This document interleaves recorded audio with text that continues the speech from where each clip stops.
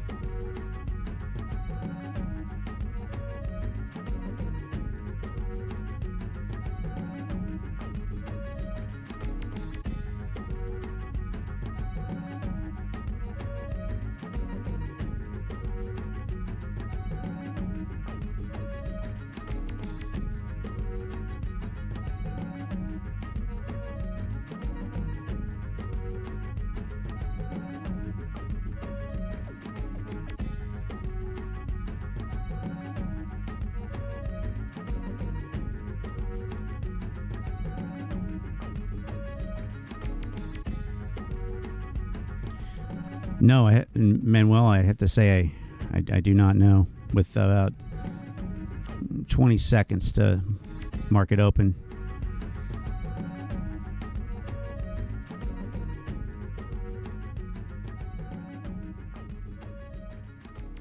But I say that about a lot of things. I don't understand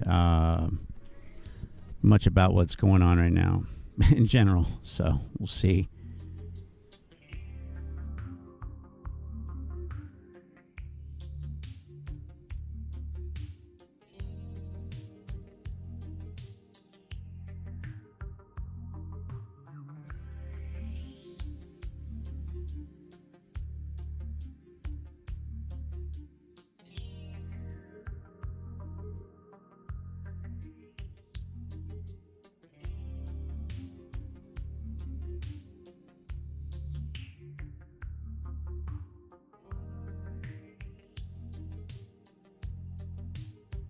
Well, if that's the case, that's one of the more lackluster reopenings that we've seen. But I do see crude appears to have gapped up.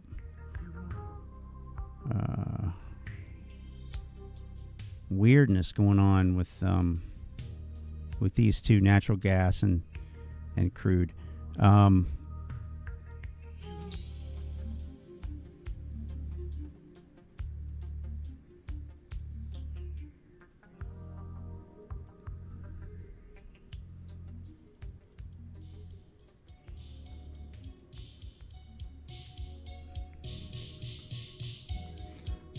All right.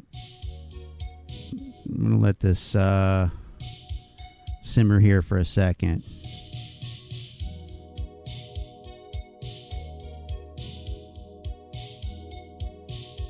And then, we'll get started because I do have one video that I want to watch. That's all I have. And I don't really even want to watch it, but I feel like, it should be addressed because I'm seeing and hearing a lot more this kind of talk. Whoa.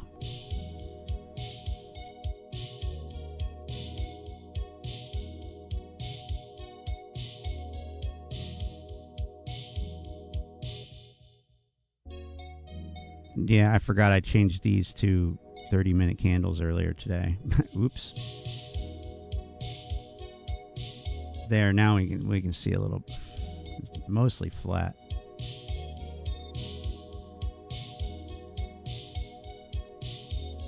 So I got the Russell up here today. But I'm thinking of changing it to the Dow. There it is. Why? Because yeah, I had a feeling. I've got a feeling. Whoa.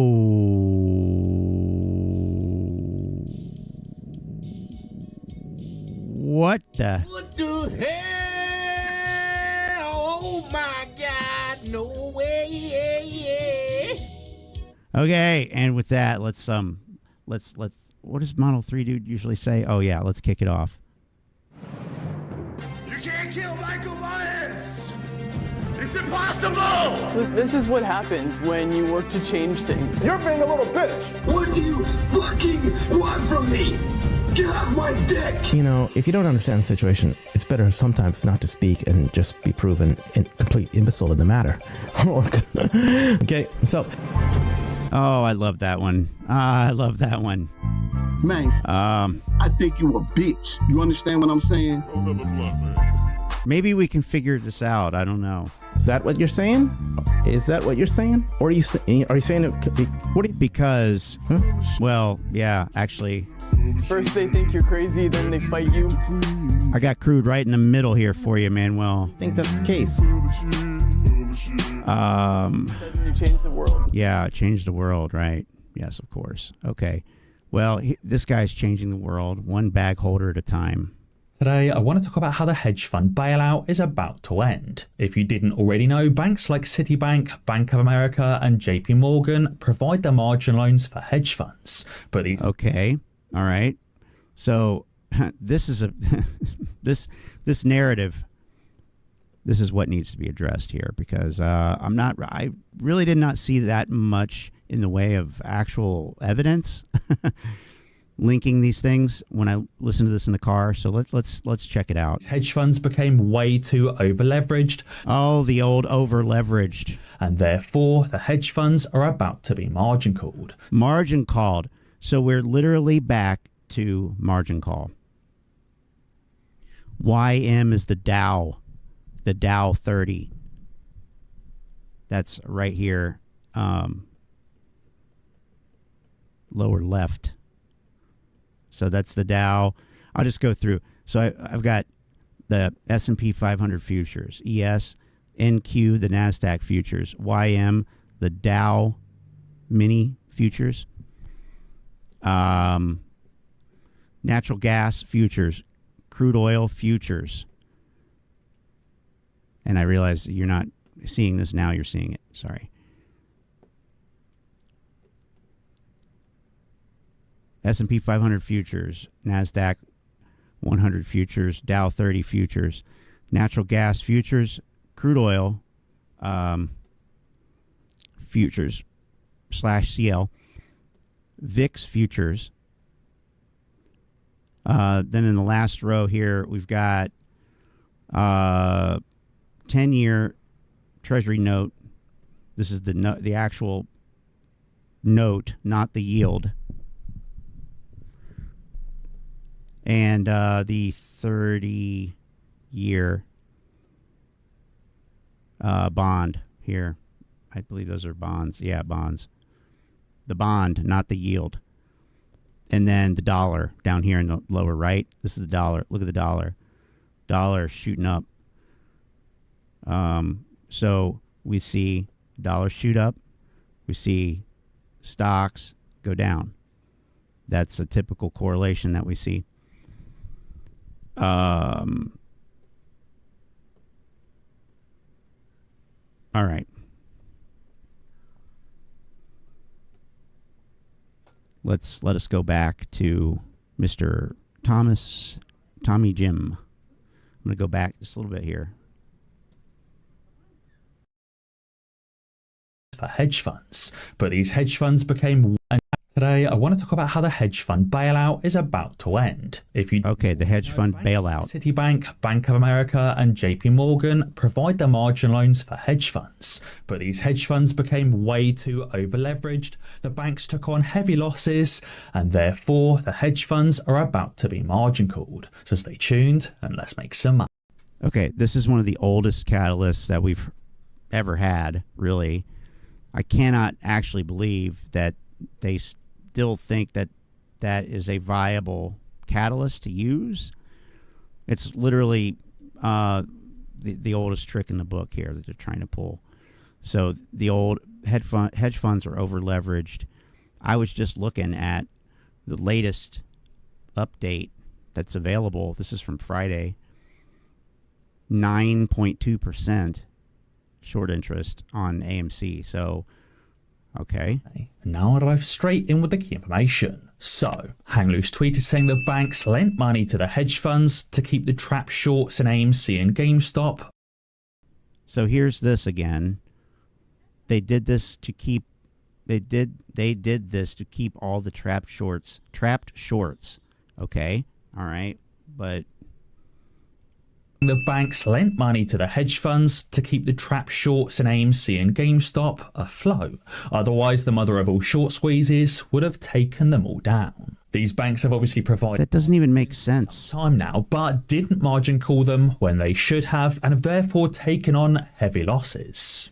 And Just Dario is about to explain how much these banks have lent to hedge funds, how much in terms of losses they've taken on, and why they're about to margin call. So Dario tweeted saying the Fed and these major banks have a massive problem. Dear Jerome Powell and Janet Yellen, please note that the 4 major US banks lent quite a ton of money to asset managers and hedge funds. JP Morgan have provided margin loans to the tune of $233 billion.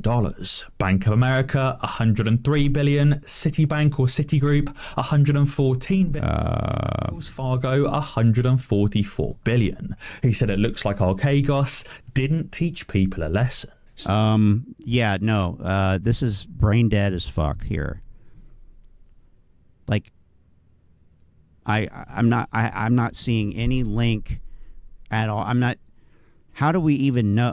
You don't even know that these loans that supposedly went to these financial institutions, from these financial institutions to other financial institutions or entities or institutional investors. First of all, the first logical leap here is saying that, and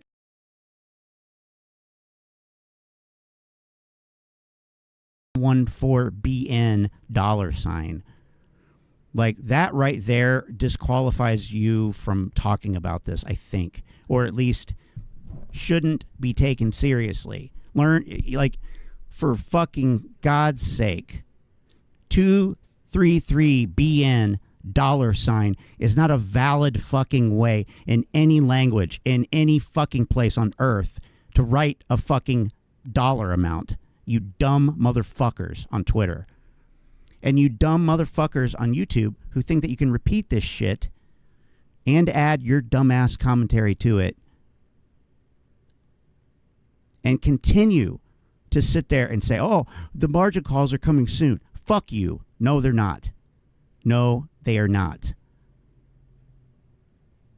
Because the fucking short interest is 9.2%.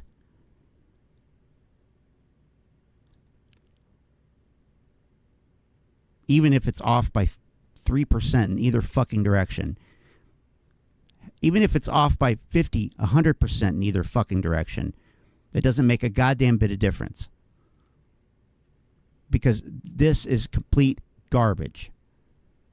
Complete garbage. Looks like Archegos didn't teach people a lesson.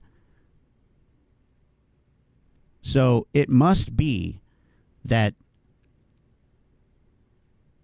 even though it's not documented anywhere, including in the goddamn short interest itself, It must be, though, somehow that we have another Archegos or multiple Archegos blow-ups on our hands. And it's because of these meme stocks, which somehow, amazingly, hedge funds have unrealized losses on. Even though the stocks are down 70, 80, 90 fucking percent. In what fucking world would anybody believe this? It makes no sense. At all. This is fucking garbage. What you just said is one of the most insanely idiotic things I have ever heard. Everyone in this room is now dumber for having listened to it. I award you at no point in your rambling, incoherent response were you even close to anything that could be considered a rational thought. I award you no points, and may God have mercy on your soul.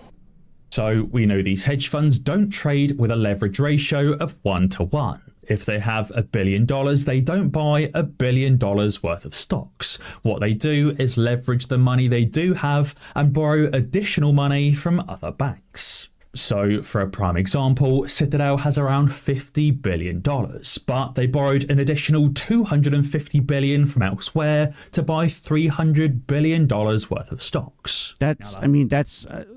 No, that's not. I don't even know. We're talking about Citadel, the market maker. We're talking about Citadel, the hedge fund. What are we talking about here? Well, just Citadel in general, because it's all the same. No, it's not all the fucking same. Okay. A leverage ratio of around 7 to 1. But what happens? Doesn't make a difference anyway. Down or their short positions go up. Well, they're in big trouble, and they should have been margin called long ago.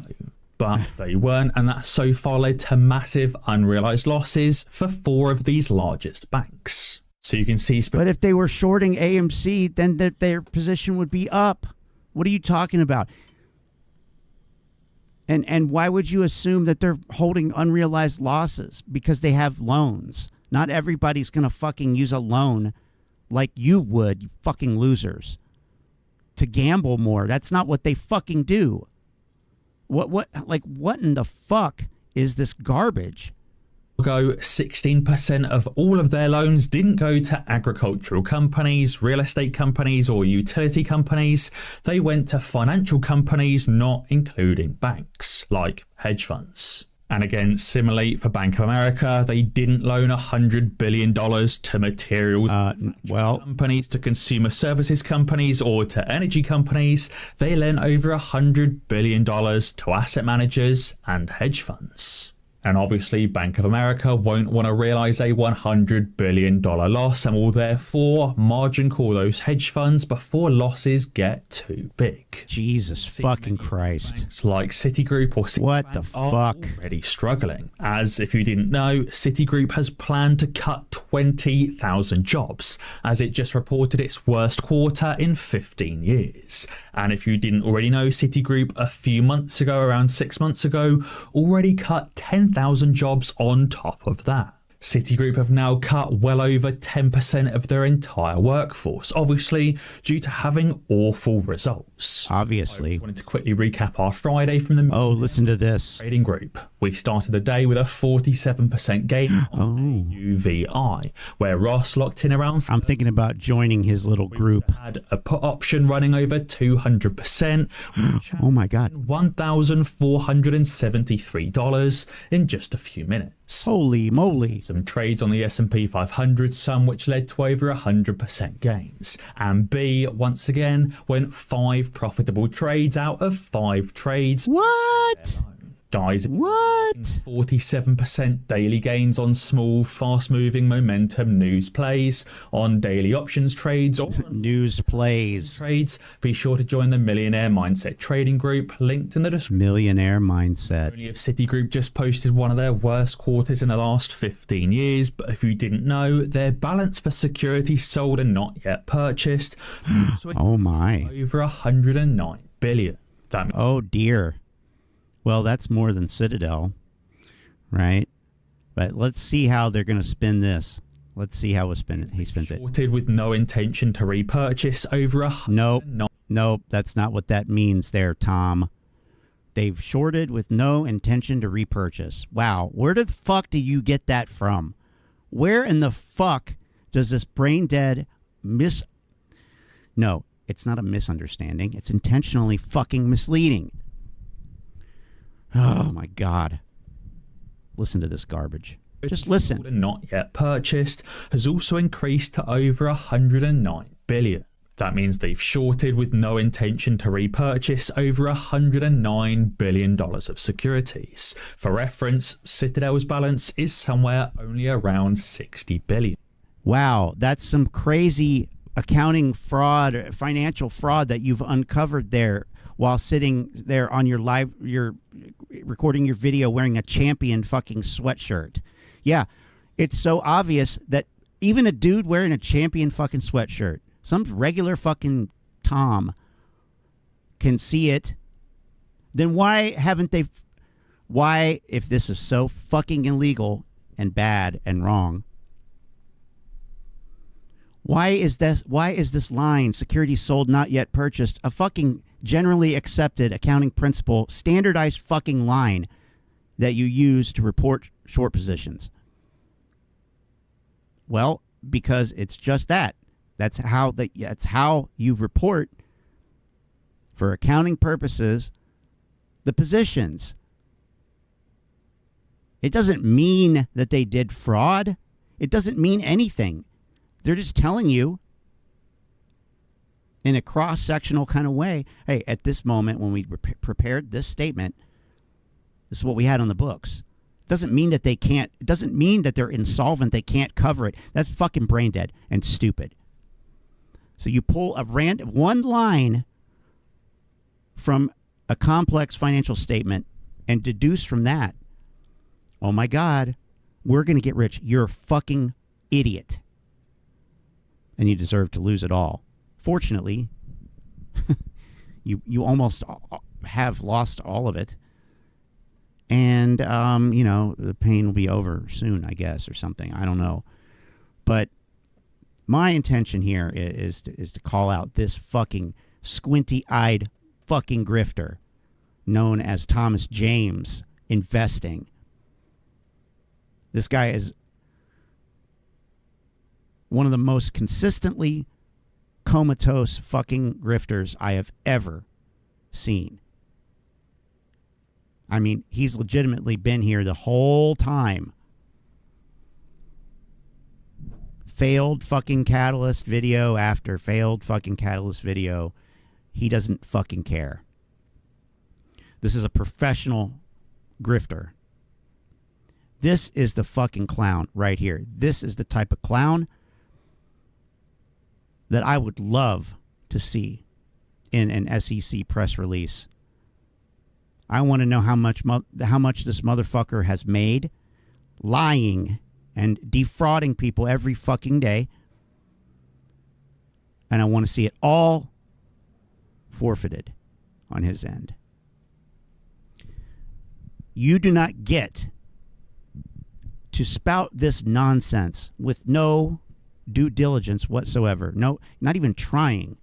And actually, not only is he not even trying to verify if any of this is true, he's actually embellishing it with his own retarded language to make it seem even more dramatic, which is insidious and despicable. You should be ashamed of your fucking self.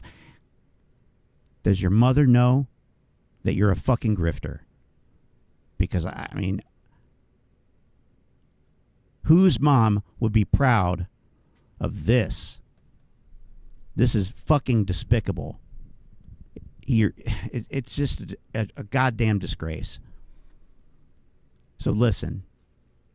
And by the way, this is from fucking November 18th.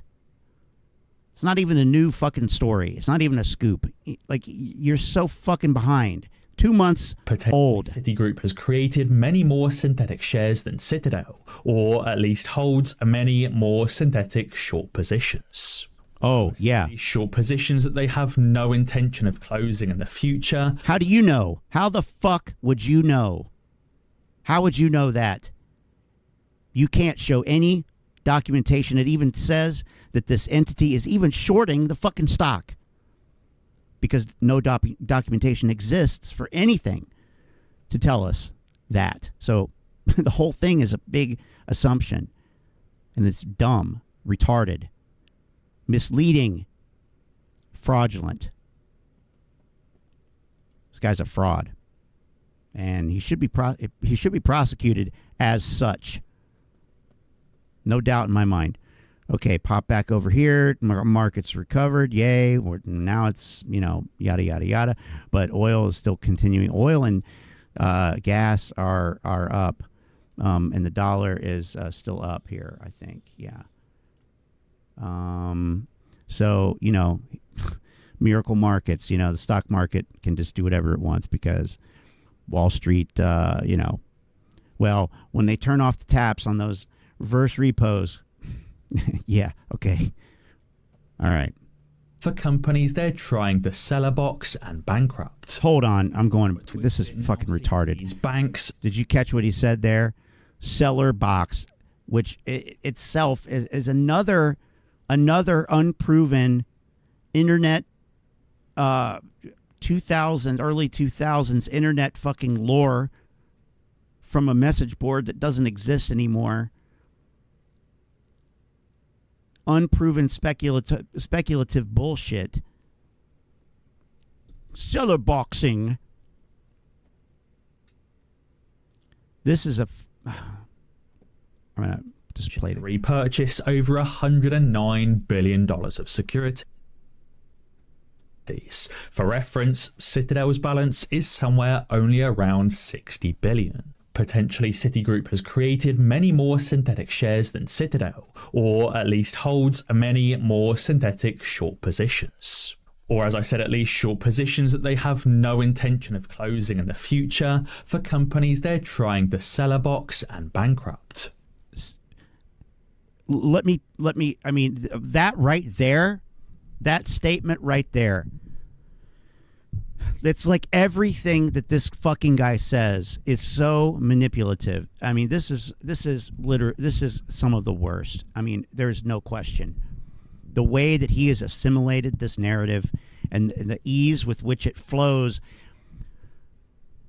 the seeming comfort with which he spews this fucking verbal diarrhea is actually something you kind of have to sit and say, wow, how in the fuck do you do this? I mean, I don't think anybody puts it together so naturally. It's as natural as taking a shit for this guy. Literally, it is that natural. It flows out of him from the other end. In the future, for companies they're trying to sell a box and bankrupt. So why would the banks be trying to bankrupt and seller box? What the fuck? First of all, that's garbage. There's no proof of any of this shit. There's no proof of the seller boxing. I mean, besides the fact that when it was mentioned on those forums, 20 fucking years ago, they were talking about OTC securities. They were talking about shit that was on a completely different level and in a completely different market landscape 20 years ago. So I have never seen any legitimate definition, explanation, anybody talk about anything like that with any authoritative standpoint. So, as far as I'm concerned, it's nonsensical. But there's also the fact that could short selling actually even itself bankrupt anything? And it's hard to see how that could happen. Doesn't really make sense.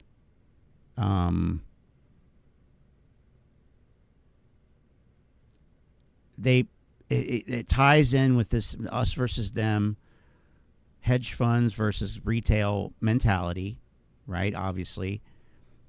And so it's what the implication is, and this is also dangerous because you'll see, well, you already know, but the implication is that it's not a profit motive that's behind the actions of the hedge funds, because they have to believe that they're doing this out of spite or whatever, because we hear over and over that these positions are unprofitable, which makes, it's just some of the dumbest shit that you could actually expect someone to believe. It's like they just start coming up with ridiculous crap and just seeing how far they can push it to get people to believe like that anybody that was short selling any of these meme stocks is actually losing money, which is completely the opposite of reality. But we see people say this all the time. He just said it. Holding unprofitable short positions. I mean, how in the fucking world? The only people that could hold an unprofitable short position in AMC is the apes. Somehow they would manage to be, losing money on shorting AMC. We know that they don't do that because it's against their religion. Short selling in general is evil and serves no actual purpose except to enrich the 1%. The people that don't need any more money is the people that it benefits, and they do it. How do they enrich themselves? They enrich themselves by bankrupting perfectly healthy companies like AMC. That's the implication here. When in reality, what is it? I mean, see, I take a I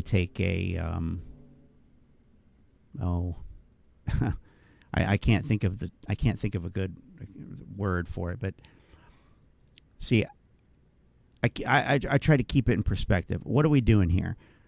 Okay, people have bought quote unquote shares of something, right? There really isn't anything there. We're just all kind of, either betting for or betting against. We're adding to, we're taking from, right? And so then you get this thing called the price or the valuation. That is the aggregate of all of that. And it can be in line with the company's fundamentals. It can not be in line with the company's fundamentals in the short term or the long term. And so essentially what you have is not that far off from like a betting parlor. And what happens there, does that impact the bets that happen on the horses? Does that impact the horse's performance in the race? And this is where, they're not thinking about it, or they don't care, or they just want to believe whatever they want to believe. But do the horses know how many people are betting for or against them? And does it impact the outcome of the race? Because that's what's happening here. And at the end of the day, the race is going to happen, and the fastest horse is going to win. And the companies that sell more and make more money than they have to pay out, are going to persist and make profit and distribute that to their shareholders, and it will increase their share price, and everybody will be happy, or not. But what people think is going to happen and how they manifest that in terms of either buying shares and implying a future higher price, or selling shares and implying a future lower price, how does that actually impact the company again? How does that bet impact the horse or the jockey? I mean, it doesn't. And I don't know if they ever thought about this, or just lost sight of it, or whatever. You know, I don't know, but I don't think they even understand how short selling works, because apparently you have to borrow money to naked short something and keep an unprofitable naked short position open even when the stock is down several tens of percents, like 40 just this year. So it's dumb, retarded, stupid, uninformed, intentionally obfuscating the reality that this play has been over for 2 fucking years, and you bought in to something that was obvious. It was so obvious that a guy wearing a fucking Champion sweatshirt can come online and think that he can fucking still fool people and tell them that margin calls are right around the corner and just hold on to your AMC shares. I know it's under $5 right now, but you're going to be a millionaire. Fuck you. For real, dude. Fuck you. You are an insidious cancer on retail investing. This is toxic fucking bullshit, and you should be eliminated from this equation. And certainly, I should not be able to give you money for this. I should not be able to give you $2 fucking. Nobody should be able to give you a goddamn dime for any of this. And that all the dimes that you've already collected, you should have to give back. 100%.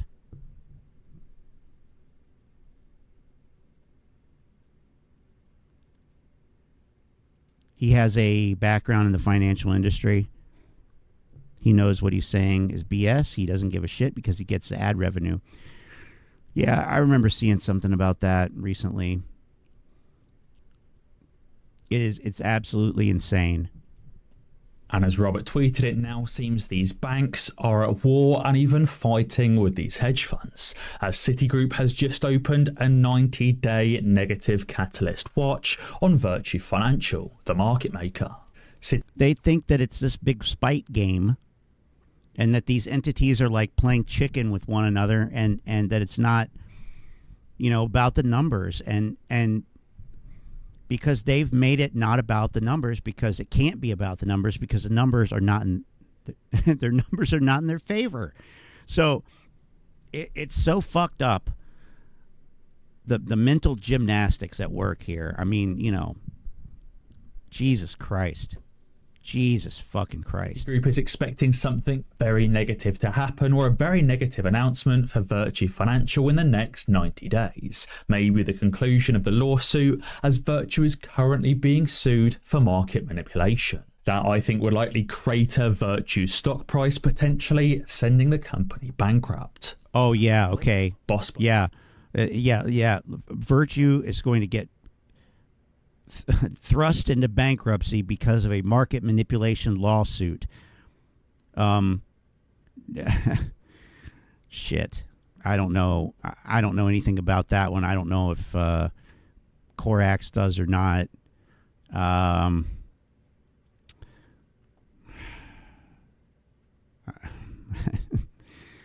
not asking for any information on it, but has also tweeted about but let's keep continuing here. I try to stay on task. Also, while checking on futures, which appears to be potentially range bound or dipping. This dollar chart's not updated for some reason. I don't know why it's not updating, or maybe it is, and I'm just not. I don't know. Let me view it on Trading View, and we'll see what happens there. Okay.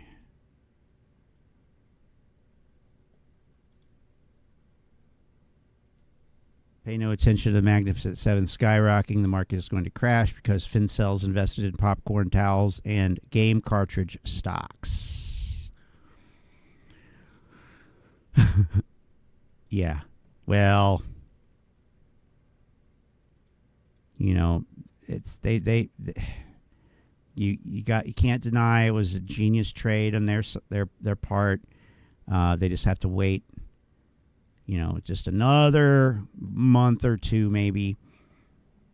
I don't know. I don't know when the next date is. Okay. Well,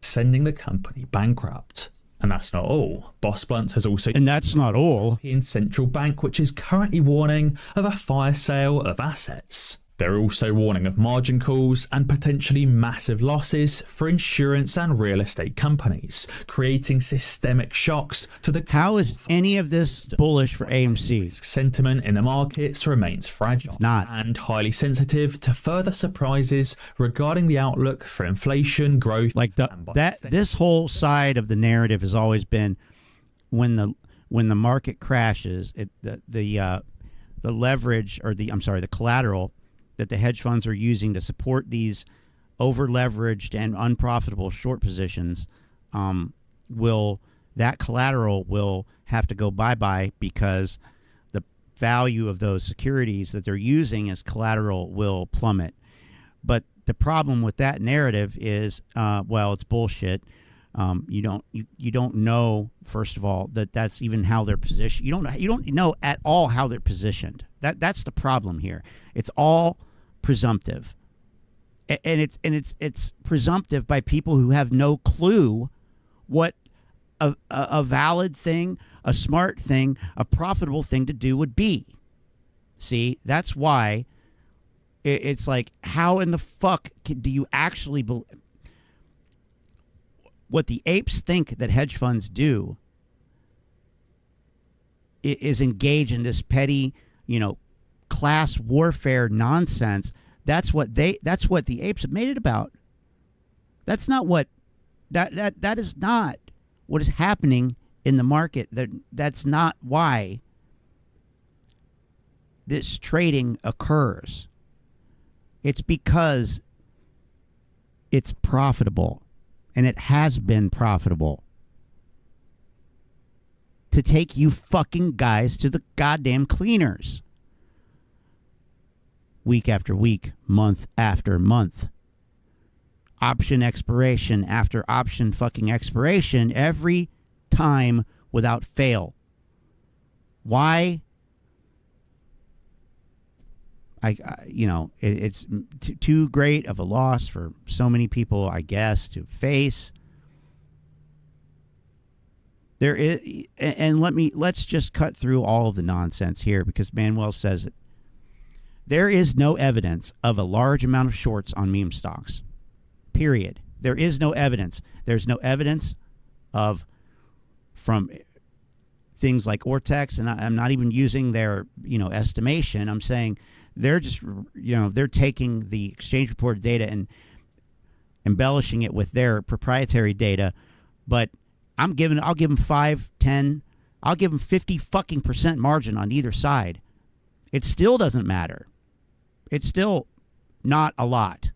And we've seen it 3 times what it is now, and guess what? No fucking squeeze.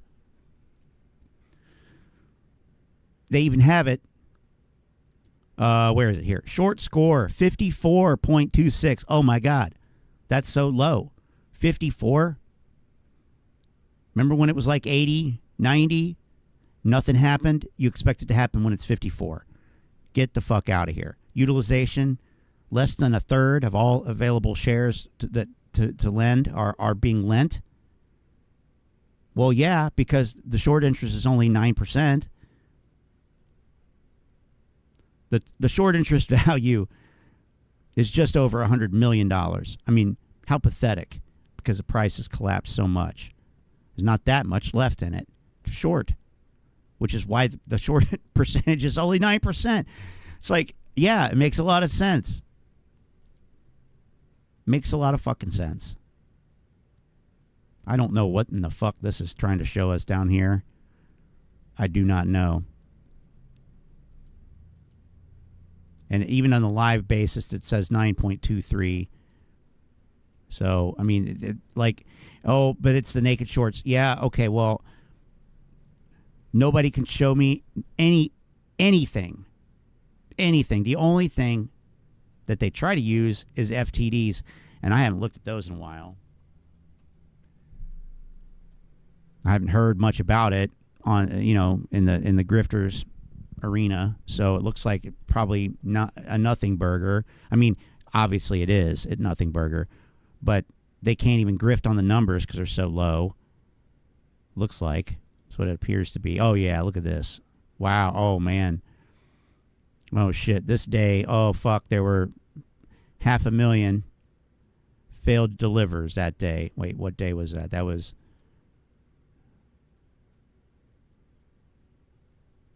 11/24. Yeah. So there's not even there's not, look at this data. There's all these gaps. That means that there were no fails on those days. So here's the beginning of November right here. Fucking hell. Here's the beginning of November. I'll make this yellow. This line, and then so 1, 2, 3, 4, 5, 6, 7, 8, 9, 10. 10 days. There were only 10 days that are reported in November. No, that's not that they're withholding data. No, it's not that they are hiding it. No, it means that there were only those days when there was FTD data to report. Would I say 10? 10 days when there were FTDs to report. Otherwise, on the other days, there weren't any. And then look about, we probably only have the first half of December's data so far, because it stops at the 14th. But wow, oh my God. So, and like right here, you see on the 24th, you see this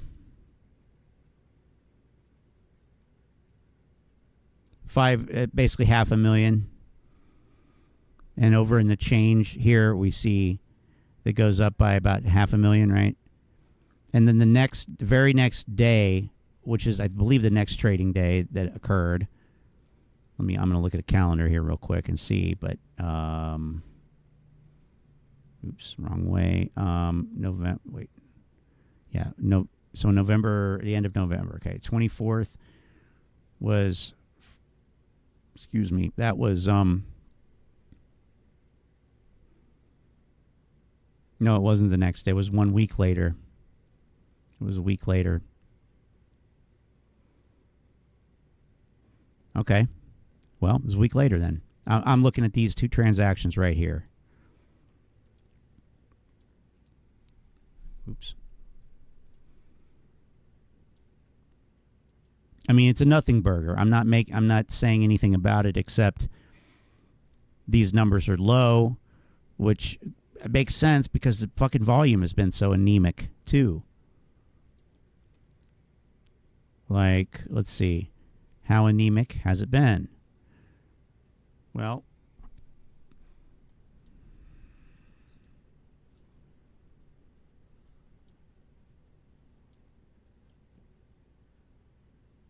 what are we looking at here?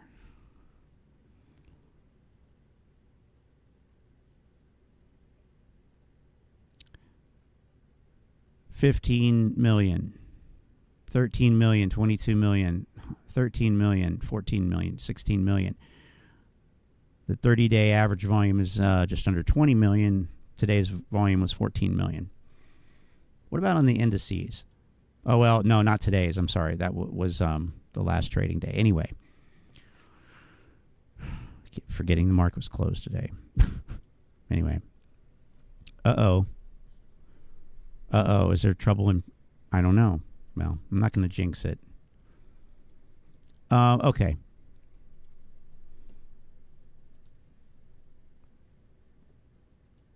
So the only thing that they could, potentially use is FTDs, but we know that FTDs are not naked shorts. They're not synonymous.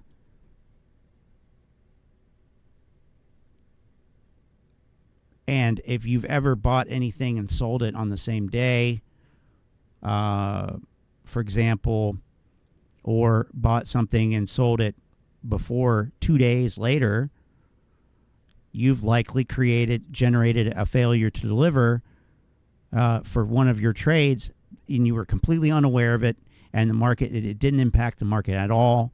It happened in the background because that's what it is. It's a background thing.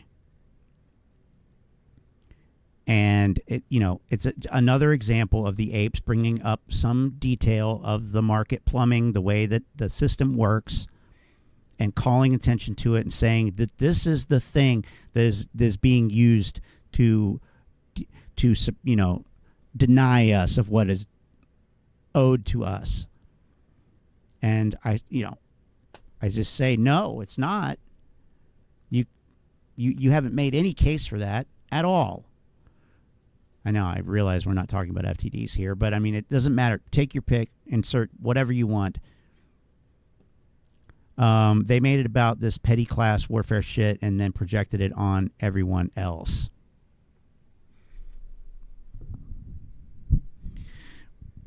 Probably when it was realized by somebody, and this might have been a Kansas City 5 era decision or something, that we got to make it about more than the stock price because this price is going to the shitter, which is exactly what happened. And they made it about more than the stock price. And now you have people saying, "Oh, I'm holding it to zero. You're not getting my shares." Well, good for you. Okay. You bought into the narrative. You bought into the lies, and you are fucking yourself over for no reason, and actually helping your sworn enemy, not hurting them. Congratulations. The only thing that we have to look forward to is the day that you get knocked out of the fucking market and never fucking return, because that's what they all say they're going to do. Let's hope that they actually keep their word for once. I doubt it. Who in the fuck thinks that will be the case? I mean, these are the most dishonest, despicable, fucking bottom of the barrel people in a lot of cases that you could come up with. I'm talking about the grifters here, but I mean, obviously, rank and files aren't that much better. If inflation were to prove more persistent, I don't want to have a an undesirables type moment here. I'm not trying to have my HRC moment. Anticipated, which is happening in the US now as inflation just increased month over month. That could lead to a further increase in long-term interest rates. And that could trigger a rise in market volatility and risk premium, increasing the likelihood of credit events materializing, such as none of which means margin calls. And here's his bullshit embellishment. Increasing the likelihood of credit events materializing. That's where the fucking sentence ends. Now, listen to what he says. And that could trigger a rise in market volatility and risk premium, increasing the likelihood of credit events materializing, such as bankruptcies, margin calls, and defaults. And no, it doesn't say margin calls and defaults. It doesn't fucking say that. You're quoting something and you're adding to it. You're a fucking asshole. Okay? If you are taking a quote and adding to it that flippantly to fit your narrative, you are a fucking clown. You are a fucking termite. You're a fucking disgrace. And by the way, it says could trigger a rise in market volatility and risk premia, which is the fucking plural of the word premium. But he just goes on right on ahead and says, and risk premium. That's not what it fucking says. This is the level of attention to detail that this motherfucker pays that gets you 42,000 subscribers, about 7,000 views in 7 hours. Let's see. Let's see what the comments say. Well, let's finish this fucking bullshit Such first. as bank Fuck you, fees, motherfucker. calls and defaults. And due to the heightened leverage in equity options markets, such as those hedge funds using 7-to-1 leverage ratio. Oh my God, 7-to-1. Oh shit. Banks, it could possibly cause Guess what? If you fucking shorted AMC with 7-to-1 fucking leverage to the downside, you made fucking money. I don't know how in the fuck you can sit there and say this bullshit and pretend like they didn't make money. If that's what they in fact did, which we don't even fucking know. The whole thing is so brain dead. It honestly, I don't know how in the fuck these people wipe their fucking asses themselves. How in the fuck do you function if you are this easily convinced of something that is so diametrically opposed to reality? I still don't get it.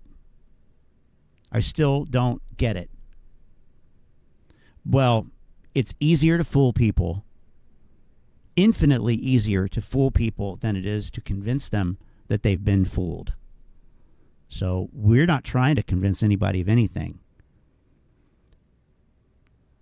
That's not the point. The point is, this motherfucker right here, this squinty fucking wanker. Let's use one of his terms. He's a wanker. This squinty-eyed fuck thinks that he can come out with this weak fucking bullshit on January 15th, 2024 and keep people wrangled and gullied into this motherfucking nonsense. And that's the outrageous part to me. The fact that this clown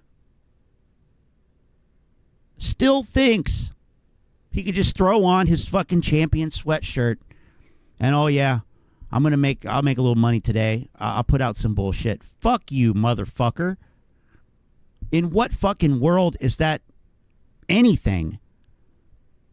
Like, you are such nothing. You are nothing. If this is what you have to do, you are fucking nothing. Wow. I mean, what a fucking loser. Disgrace. This is the fucking bullshit sludge that needs to be hosed down and fucking flushed down the drain and forgotten about forever. This is the worst of the worst. Worst of the worst. And he's still getting upvotes. aka margin calls, liquidations, and a fire sale of assets. Now, IC Assistance has also tweeted saying... IC Assistance. Oh, at StonkTard1. Let's get our DD from someone on fucking Twitter named at StonkTard1. I sure hope that you verified this, Tom. The mere fact that 3.8 million AMC investors... with the CEO... 3.8 million investors. Where and when... From where and whence does this number arise? Where did that number come from? When did that number come out? By whom was that number proclaimed? And isn't it a bit presumptuous to say on this day, on January 15th, 2024, that all 3.8 million, let's just assume for a second that that's true. 3.8 million still, somehow. So they all stand, first of all, they're all apes. Every retail investor who owns AMC, which is what the 3.8 million was, it wasn't 3.8 million apes, it was 3.8 million individual investors, which includes apes. Apes are a subcomponent of AMC investors. But it doesn't go the other way around. Not all AMC retail investors are apes. So that's wrong. Also, I would highly highly dispute the fact that if it was 3.8 million at one point in the past, that it is 3.8 million at this point in the present. Now we're talking about, a short and distort campaign. How is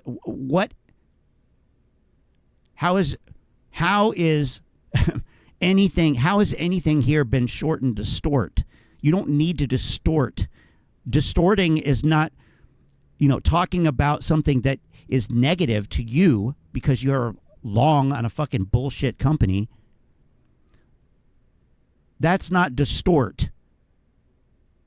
That's not distort.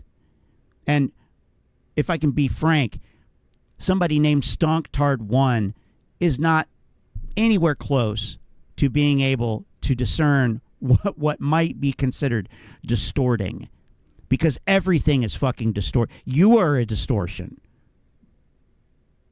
This whole thing is a distortion. Everything is viewed through this distorted lens of Moass. And as long as that's the case, you don't have a fucking leg to stand on. Your opinions are fucking bullshit and invalid. So we don't even really need to go through each thing, but isn't it so much more fun to do that?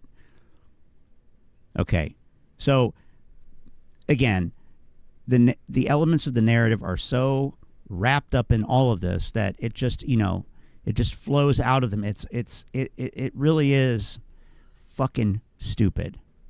And won't allow the short and distort campaign against AMC and Aron to work, like in the old days when they tried to sell a box stocks, is driving the shorts. Yeah, you have to throw in when they try to sell our box stocks. No. Let's see some fucking documentation for that. Some evidence, proof. Anybody writing about it sooner ago than the 20 years. Nope. Okay, nothing there, right? Nothing. Absolutely crazy. As I touched on in a recent video, I'm trying to get an update from Aron as to how many retail investors remain, if it's 3.8 million, if that number is increased, or if that number is decreased. But as far as I know, at least a very large majority if it's increased, yeah, okay, remain and will see the what's up, Lynn? Liquidated. And finally, Practical Stocks tweeted about AMC leaning into the success of concert films by saying our phone has been ringing off the hook. Aron seemingly is making tons more deals like the Taylor Swift and Beyonce. Oh, great. It's expected to make hundreds of dollars, which again is pure profits for AMC, especially if they're licensing those films out to other theatre networks. So guys, be sure to let me know what you think down in the comments below. And as always, what do I think? I think that you are a fucking disgrace. I think that you belong in fucking jail. I think you belong in Guantanamo.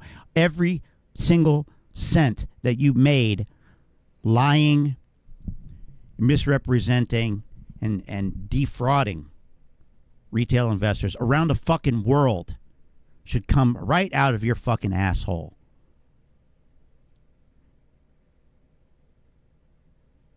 And I don't personally.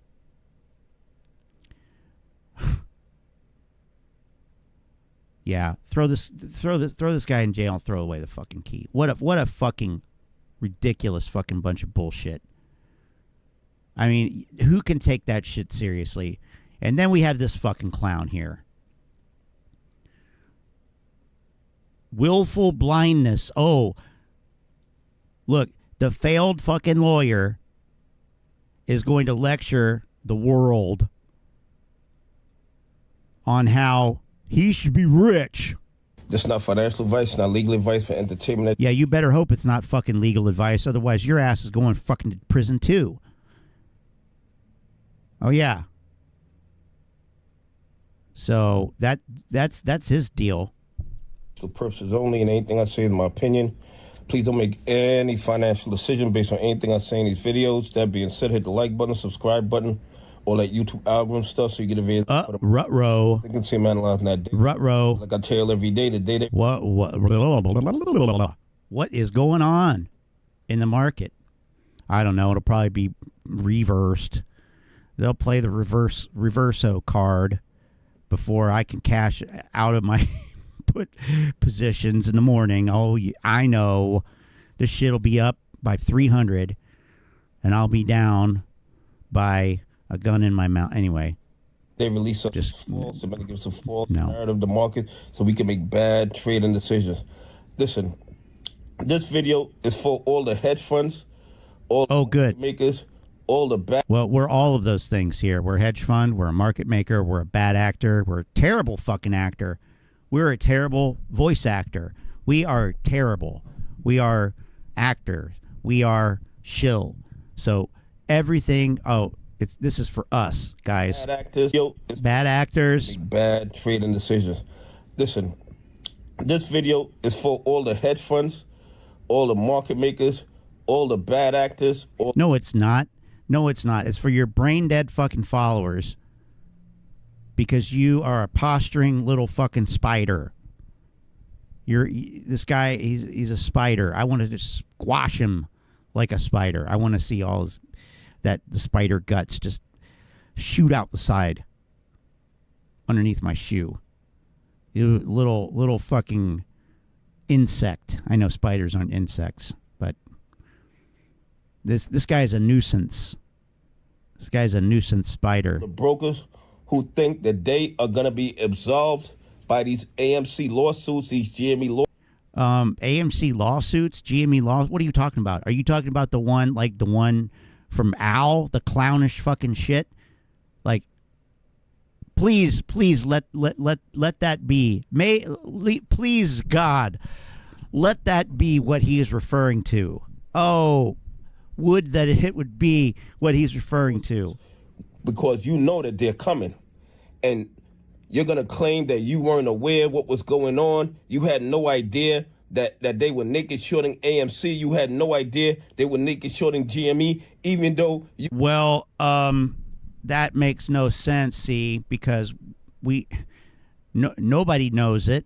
First of all, like, they are really going all in on this naked shorting thing. I mean, this is so fucking stupid. This is the dumbest thing that you could do. Instead of actually looking to see where the evidence goes, you're just double, triple, quadrupling down on something that's been unproven since the fucking beginning.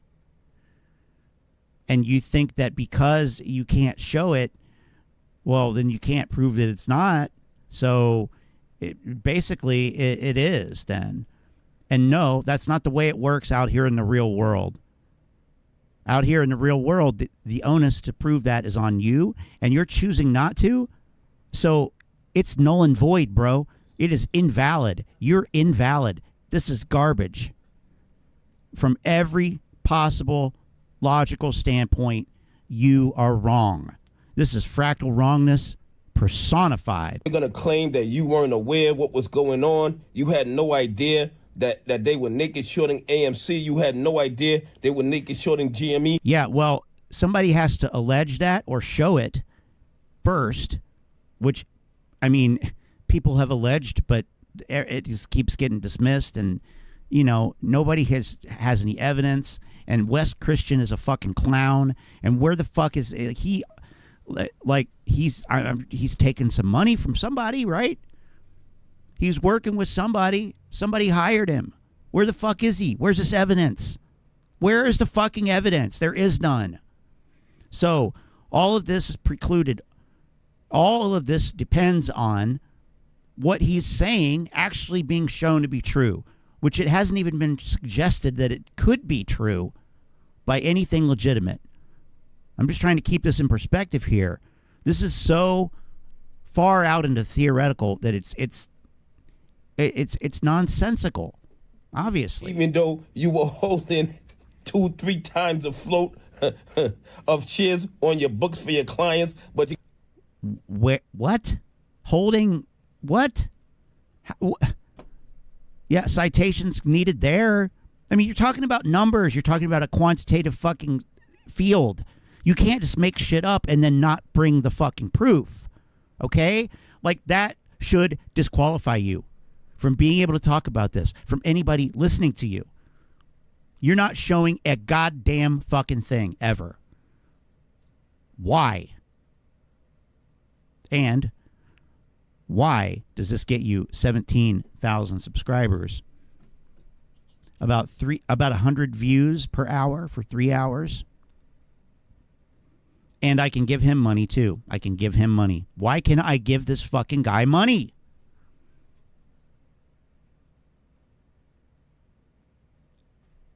Like, there is a problem with the system. I'm sorry. There is a problem with the system that is okay with allowing this right alongside legitimate stuff, because this is not legitimate. It's not legitimate. It should not be monetized, and it should be de-indexed, and it should not be promoted. Nobody should actively receive this suggestion to watch this video unless they actually look for it. They completely passively delisted. But that does not seem to be the case, because we have a system that doesn't care. A system which, by the way, has led to these people existing. Anyway, I'm not going to get too deep in it. Whatever. Guess what? Willful. Well, I mean, okay. So, assuming everything else that he said is true, yeah. Are, quote unquote, they, whoever the fuck they are, or I guess it was me, the hedge fund, right? So am I going to do the thing that a fucking failed, disbarred fucking lawyer who now fucking lives with his mother in Florida thinks that I am going to do? Again, it's the same fucking thing as the last video. Nobody actually has a clue what they're talking about, so they speculate in a way that benefits them the most, seemingly.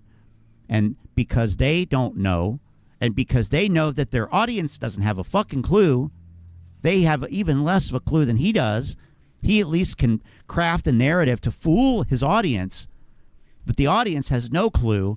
So they hear this, and some poor motherfuckers, you know, hear this and believe it, and then they go, you know, basically jump off of a fucking financial bridge and ruin their lives.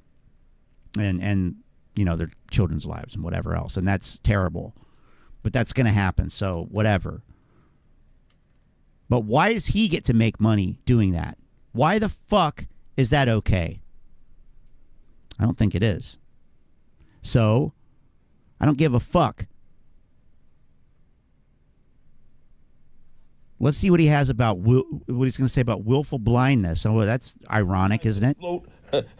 Of shares on your books for your clients, but it doesn't fucking matter, because financial products are not like physical goods. How many times have I said that? Tony Tinko, how you doing? There are no GameStop lawsuits, trust me. Corex knows, or at least ones that deal with any of these financial things and this clown talks about, because none of it is anything. Also, the 3.8 million shareholders number came from the Delaware litigation. It's highly likely it's not 3.8 million. It's 3.8 million retail accounts hold AMC. Well, they said it before that, because it was 4.1 at one point. Manuel might actually know this if he's around. That's the kind of thing that he recalls a lot, those types of details. But when you say it was in the Antara lawsuit, the Delaware litigation, or I'm sorry, the pension fund, whatever, who asserted that? Was it the pension fund that filed the lawsuit, or was it not? So I want to say it probably was them, right? Anyway, continuing. But you're going to claim you didn't know? guess what? Willful blindness is gonna come in and bite you in the ass, okay? Willful blindness, also known as conscious avoidance, is a judicially made doctrine that expands the definition of knowledge to include closing one's eyes to the high probability of fact exists. What that is saying is, a lot of times, criminals like to do. Please give us your legal opinion. It sounds like he's giving legal advice here. Honestly, I don't really feel comfortable with this. I don't know what the judge, I don't know if the court would feel comfortable with this. I don't know. I'm just saying. This is skirting the line for me because I happen to know that he was formerly a lawyer. And I happen to know that he's not allowed to practice law or even simulate the practicing of law. So I don't know what the hell he's doing here. I don't know. Adam Aron, the company represented those numbers. Okay. Adam Aron has mentioned the amount of investors during interviews. What the high probability of fact exists. They like to benefit from criminal transactions, but act like they did not know that the criminal transactions was going on. This is, the irony is just, I can't, what can I even say? What needs to be said here? This is unbelievable irony. I couldn't write something that was this fucking stupid if I tried. And I kind of suck at writing. So that I feel like this is just too fucking good. Like the irony here is just, oh my God, it's crazy. I'm going to go back and let it seep in. To benefit from, I'm going to go back even further. One eyes to the high probability of fact exists. What that is saying is, a lot of times, what criminals like to do, they like to benefit from criminal transactions, but act like they did not know that the criminal transactions was going on. And that is what I believe, and this is just my opinion, here's another I believe. These brokers, these hedge funds, all these other people are going to start claiming when the lawsuits start. I did not know that they were naked shorting AMC. I know that the float was only 2 million and I had 20 million shares on my books, but I didn't know those were counterfeit shares. I don't know how to add. But the doctrine of willful blindness is going to make all these bad actors liable for everything that's been going on in front of their face when it comes to AMC and GME over the last 3 years. The evidence of fraud and corruption is overwhelming. No, it's not. And if I don't know if he actually believes this, but I say it would be a stretch to even say that he actually believes this at this point. Come on. Yeah, just you don't even have to know anything about this particular saga to know that that's garbage. It's nonsense. He's saying, hold on a second now. He's saying that, I'm going to go back just a little bit. Actors liable for the doctrine of willful blindness is going to make all. I love this too. It says up here, willful blindness, also known as conscious avoidance, is a judicially made doctrine. I thought these guys didn't support legislating from the judicial bench. I thought that was part of their credo, that they didn't like these because because it didn't come about in a democratic way. It didn't come about from, you know, an elected official that was placed there by the people. You know, those judges were appointed, so it's kind of a shortcut. It kind of short circuits democracy in that sense, that there's no popular influence on it. I thought that, you know, well, anyway, whatever. It's such a hodgepodge of disparate beliefs that who the fuck knows anymore. But typically, you know, because they don't like the things that, of course, you know, it's because they don't like the things that tend to be quote unquote legislated from the bench. Probably, if it's something that they like this, who cares, right? But if it's something that would harm them or seemingly harm him in his eyes, which this does not help him at all, it's not that hard to see, then they would support it anyway.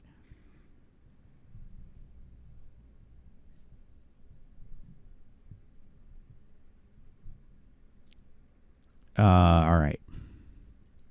These bad actors liable for everything that's been going on in front of their face when it comes to AMC and GME over the last 3 years. The evidence of fraud and corruption is overwhelming, and their only defense is going to be, I didn't know it was going on.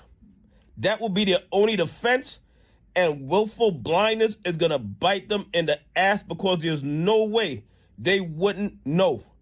They purposely closed their eyes to the fraud and corruption so they could benefit from the fraud and corruption.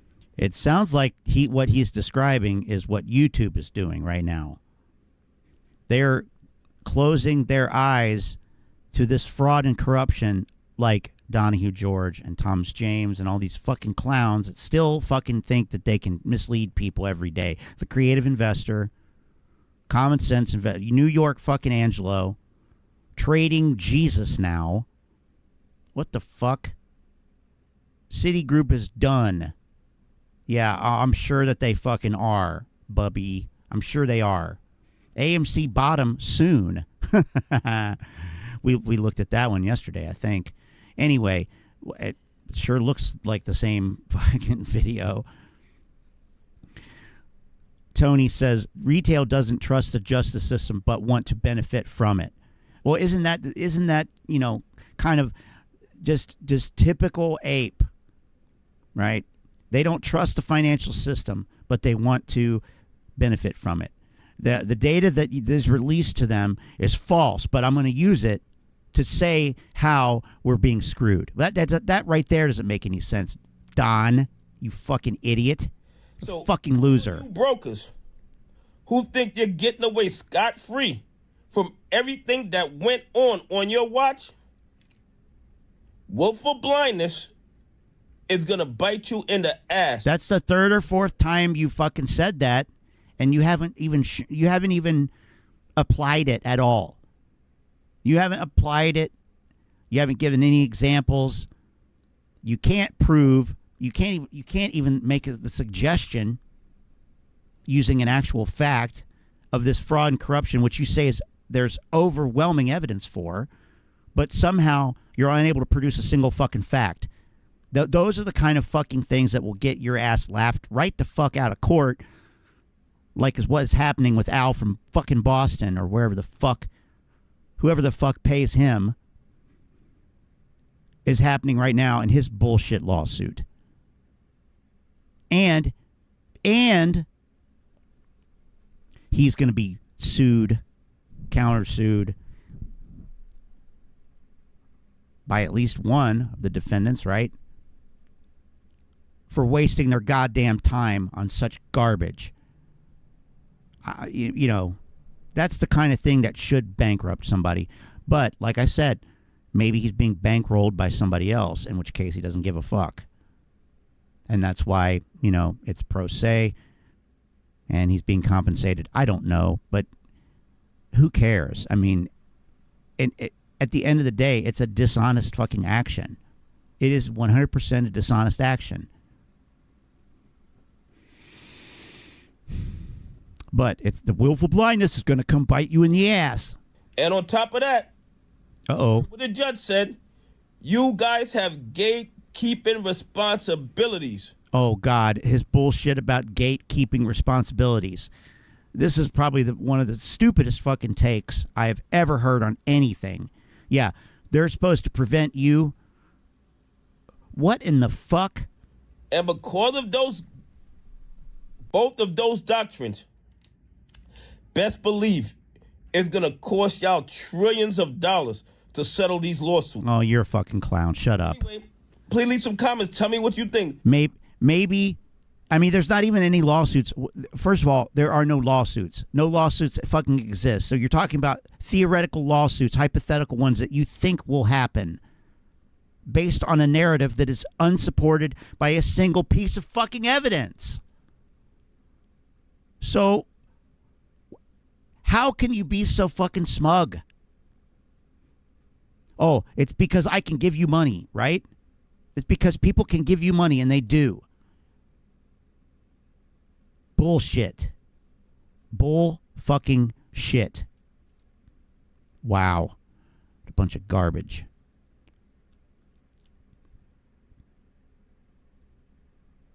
Look at this one. I mean, it's just idiotic bullshit after idiotic fucking bullshit.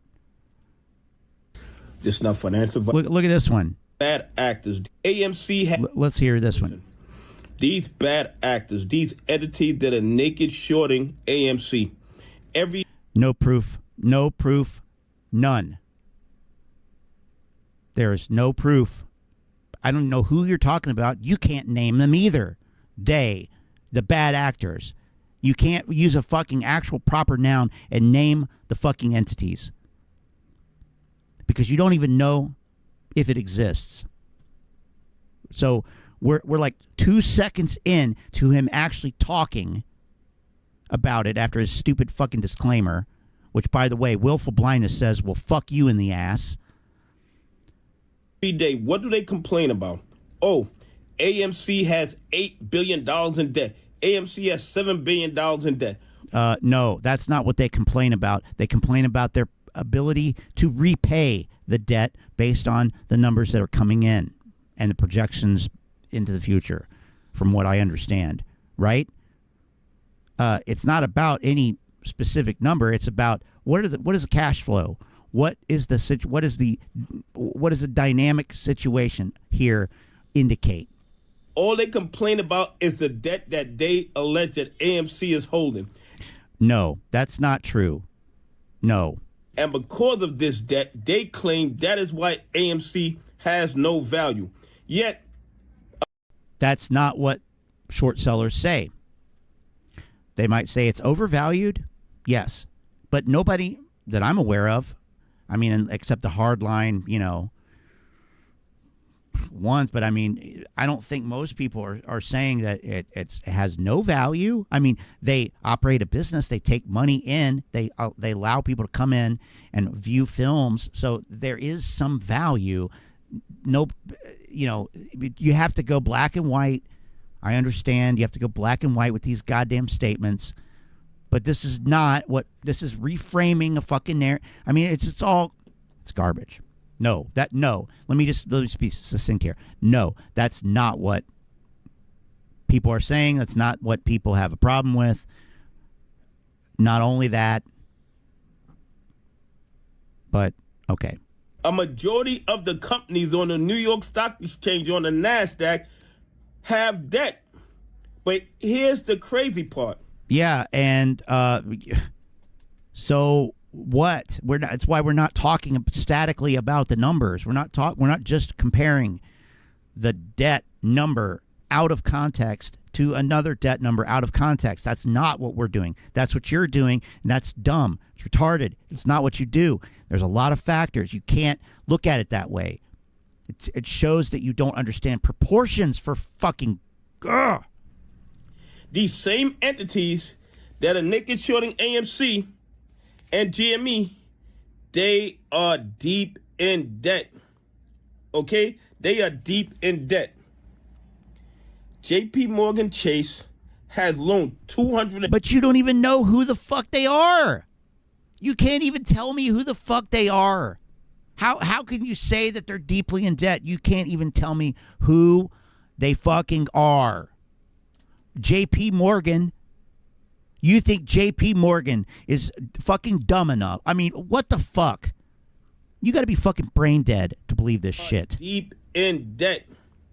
Okay? God fucking damn it. Deep in debt. JP Morgan Chase has loaned $233 billion to the asset managers and the hedge funds, okay? JP Morgan Chase, $233 billion was lent to these. That doesn't mean that they lost the money. That doesn't mean that they lost the money. It doesn't mean that they used it to make risky fucking bets. This is what I say. When I say the apes can only think in their own terms. They think about what they would use money for, a loan, a huge loan. What would they use that for? Well, they would buy more AMC shares. So logically then, to them, using this subhuman logic,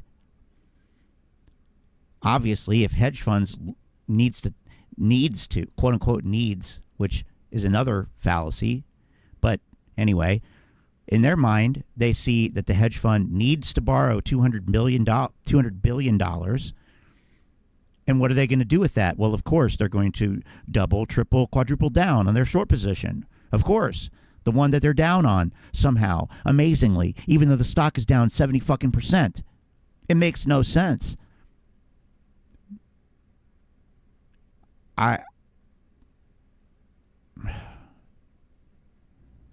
Wells Fargo loaned them $144 billion.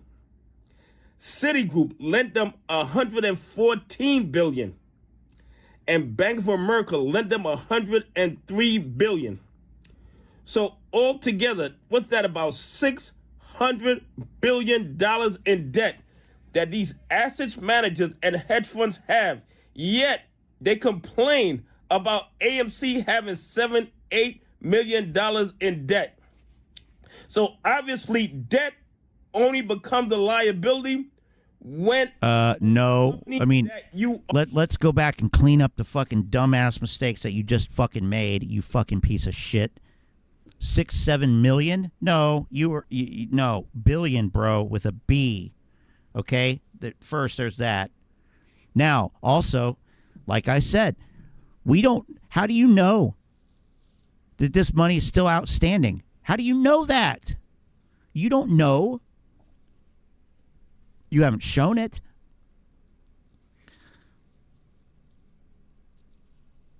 Sorry, I'm going to go back.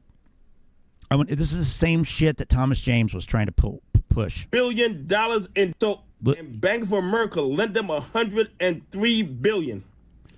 Okay. All right. So yeah, we get all these huge numbers. Large numbers up. Get excited.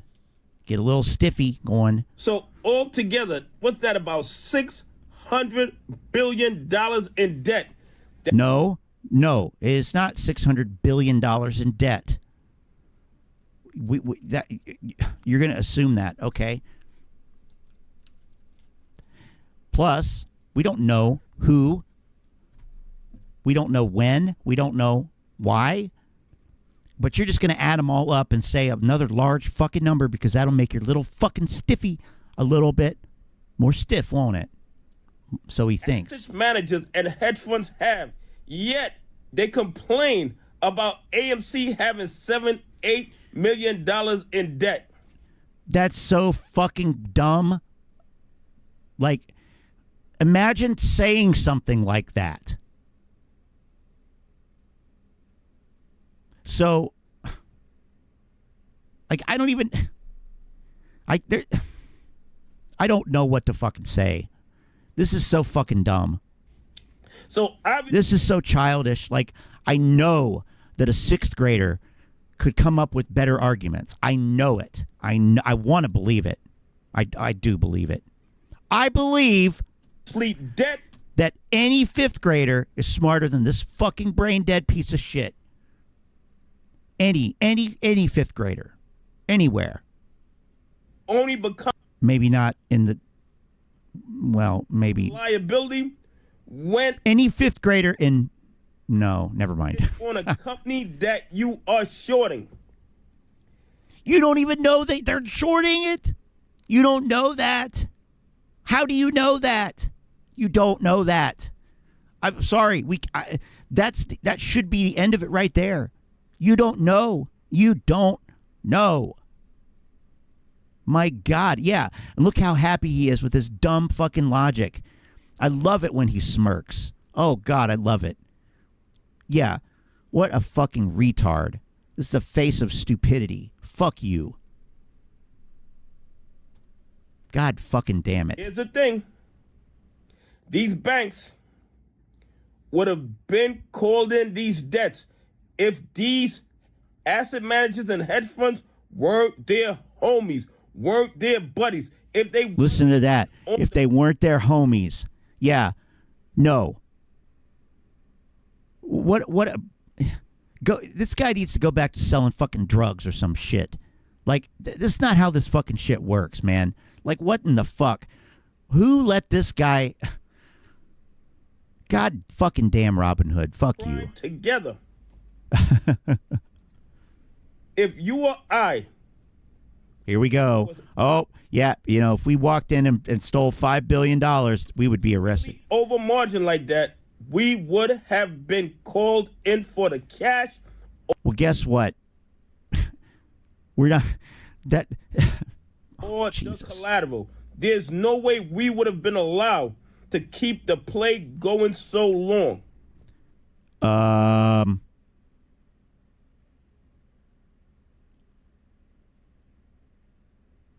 You're such a... Like, this is...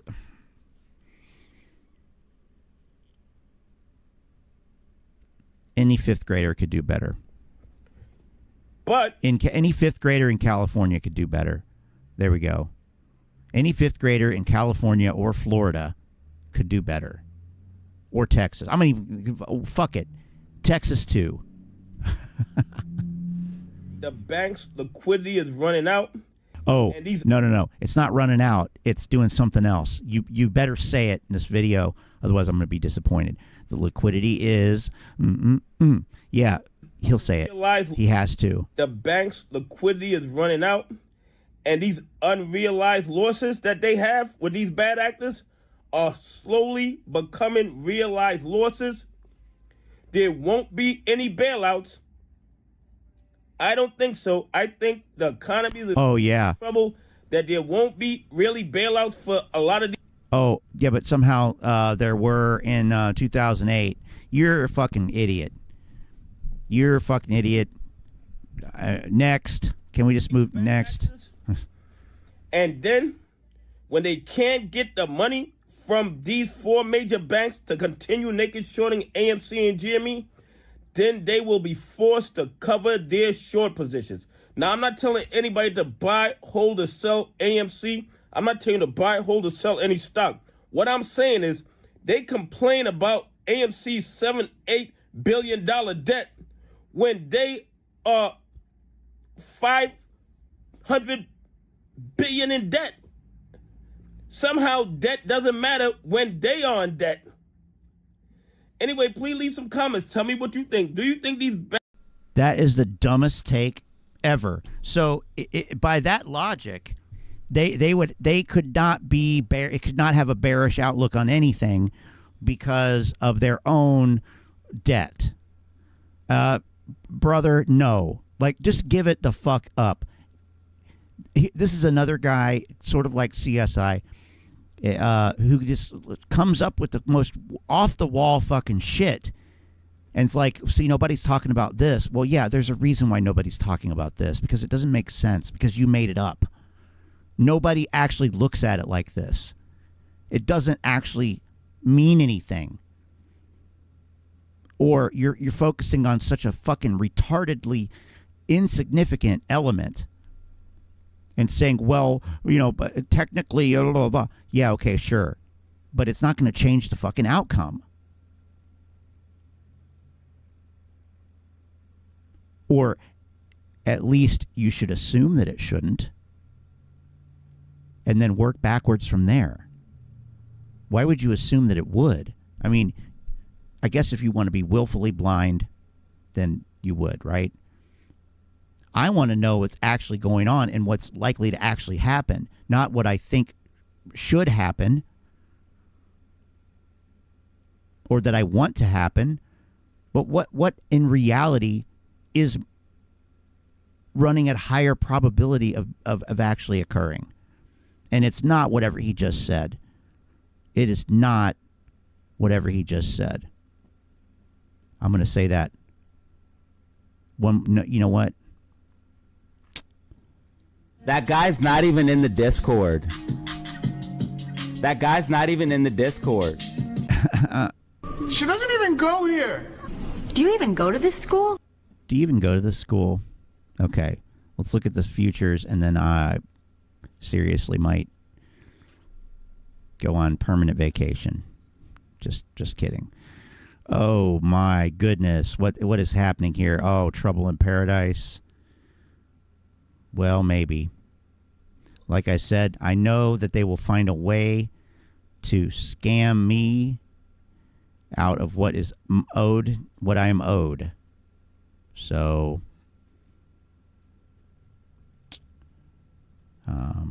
we'll see. The VIX futures, oh boy, they're up. What? 50 cents. Uh-oh.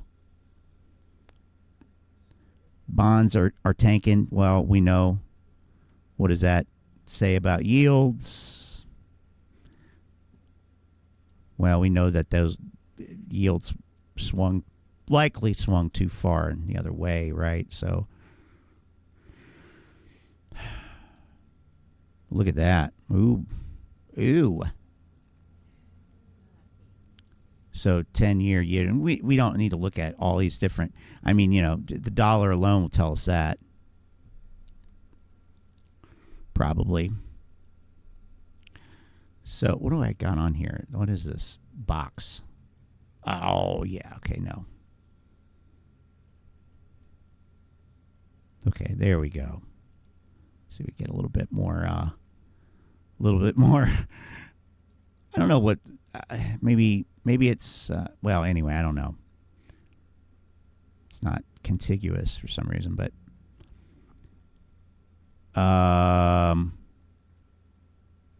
Yeah, good. Sweet. What's going on with BTC? Boy, this ETF was a failure, huh?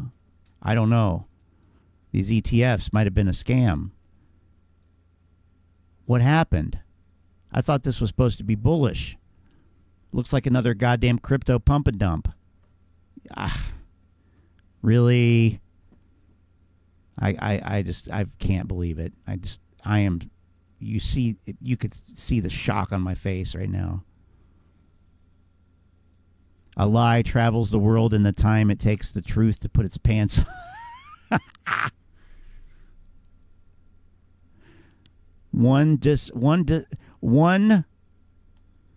One useless man is a disgrace. Two useless men are a law firm. and that three or more are a Congress or a board of directors. I don't know. Anyway.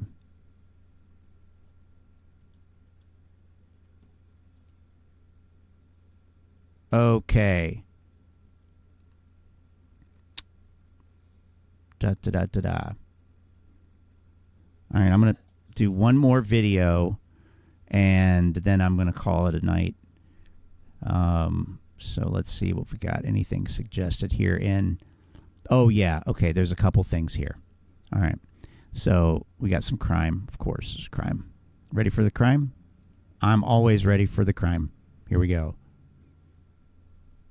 Give it a thumbs up and subscribe to the channel. Let's get right into it. I'm going to give you a few examples of what a reverse market crash could look like. Case studies, actual reality, what happened. One is Germany, one is Zimbabwe, Wait a minute. One is Wait a minute. one is Turkey, and maybe a couple other ones. But let's start off with Germany. So is this right? In 1914, 1913 or so, if you wanted to buy a dollar and convert your currency from Germany, is this right? to a dollar, do I have the right video here? I feel like I don't have the right video.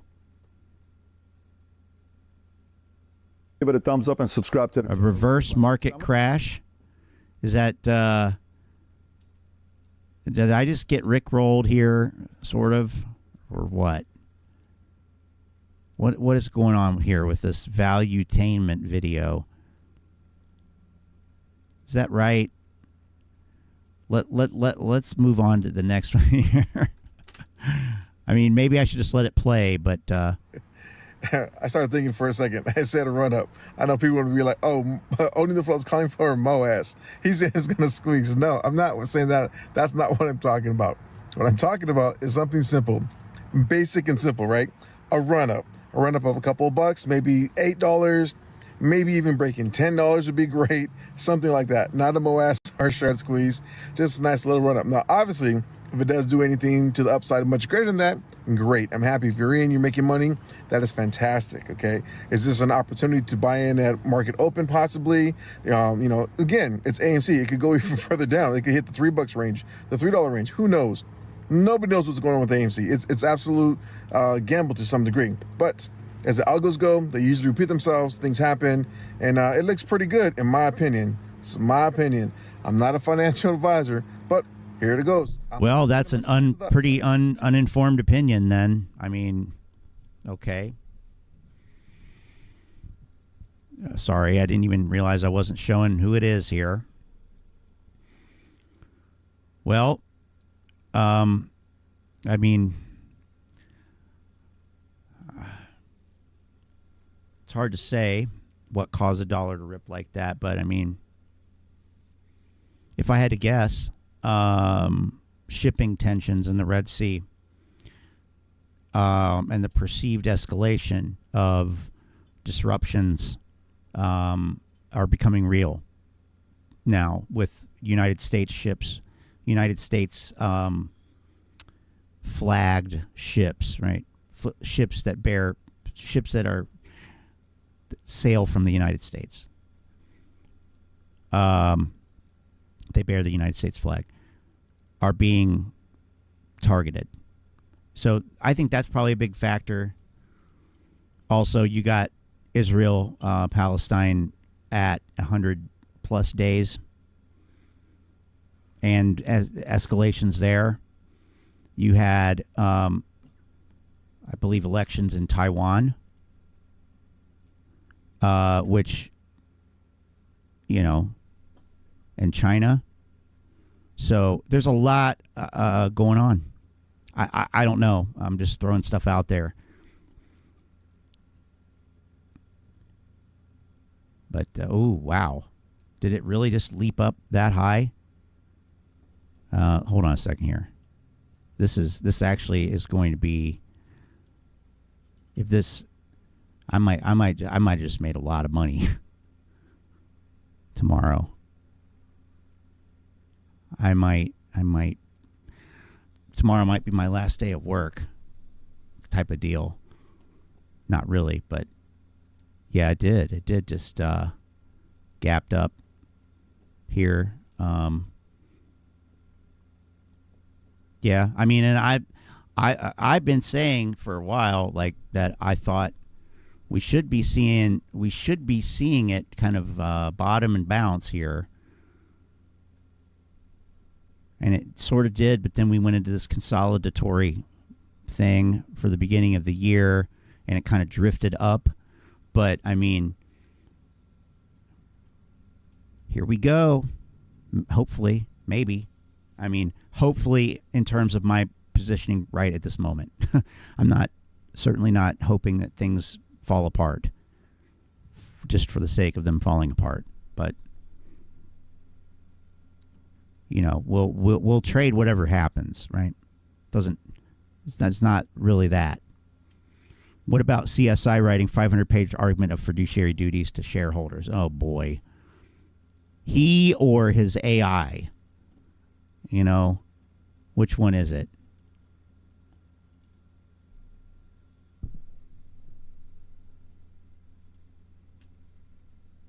Kuman sent comment.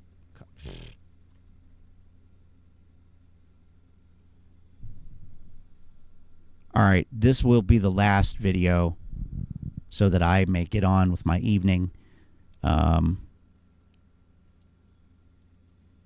What's up, everybody? Which, you know, will include interacting with the group over in the Telegram platform. So that link is... Ooh, not shit ape say. Whoops. There we go. The link's in the description for that group. And, well, you know. That guy's not even in the Discord. That guy's not even in the Discord. Well, he's not even in the Discord. Well, he's not even in the Telegram. That guy's not even in the Telegram. She doesn't even go here. Do you even go to this school? All right. Hey, what happened? Yeah, right. Let's get back to it here. Did Citigroup convert BDRs into shares of AMC? Oh, let me just save you the trouble. No. Citigroup found 200 million shares of AMC. No, they found? Oh, okay. They found. Look at this. Everything. BlackRock confirms everything. Citigroup is done. Did Citigroup convert BDRs into shares of AMC? Exposed. What the fuck is this clown saying now? God fucking damn it. What's up, everybody? It's the Common Sense Investor coming at you with another video. Ooh, and I think they could be getting in deeper trouble, people. Look, yeah, right. Let me explain.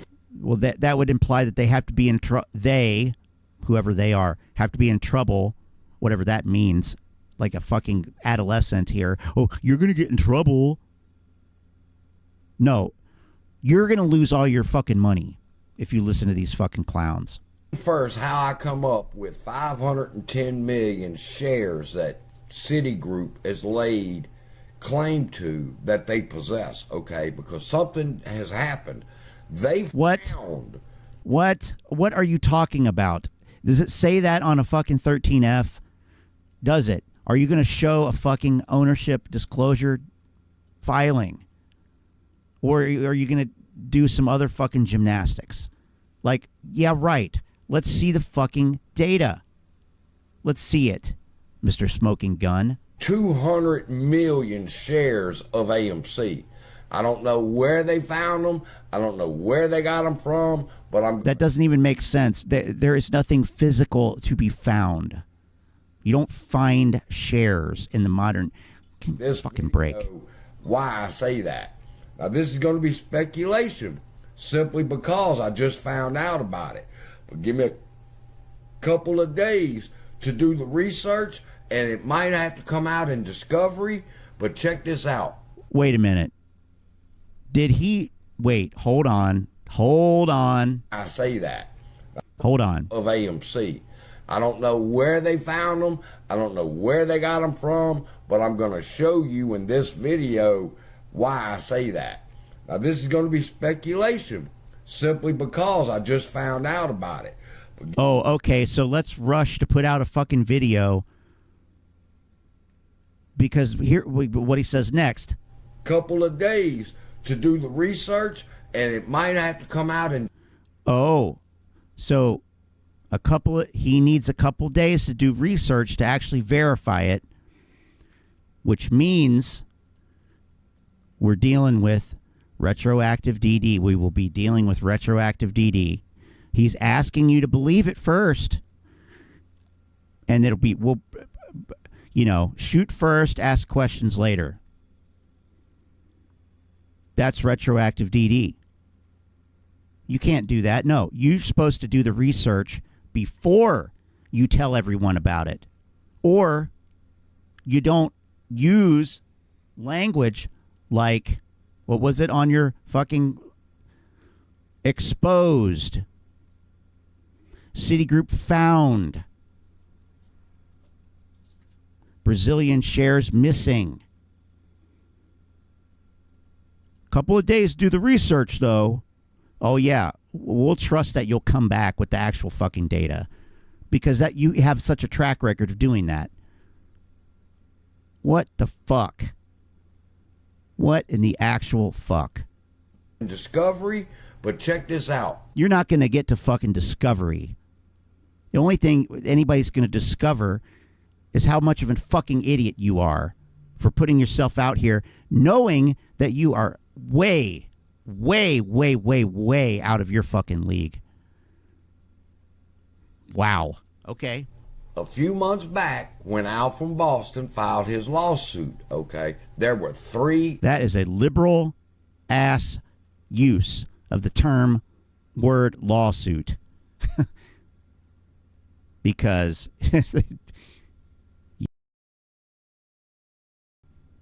billion. That lawsuit is going to be one of the worst decisions that guy ever made. 1 AMC. And the way that works, don't be confused because it's very simple. All right. You need 6 BDRs to equal 1 AMC share. All right. Now, if there's 3 billion BDRs and the paperwork says that they are 6 to 1. How do we know that there are that many? How do we know that? Where is that number coming from? How do we know that? I'm going to go back here. He says, if there are. Okay, great. Who's saying that there are? Who's alleging that? 6 to 1 AMC. And the way that works, don't be confused because it's very simple. All right. You need 6 BDRs to equal 1 AMC share. All right. Now, if there's 3 billion BDRs and okay, if there are, okay, and the paperwork says that they are 6 to 1, all right, that's 6 BDRs to 1 AMC, then you divide 3 billion by 6. Here's my problem. No fucking shit. Obviously, yes, that's how you fucking do the math. So you think you're the first person to sit here and do it? Like, what the fuck? How could you think that?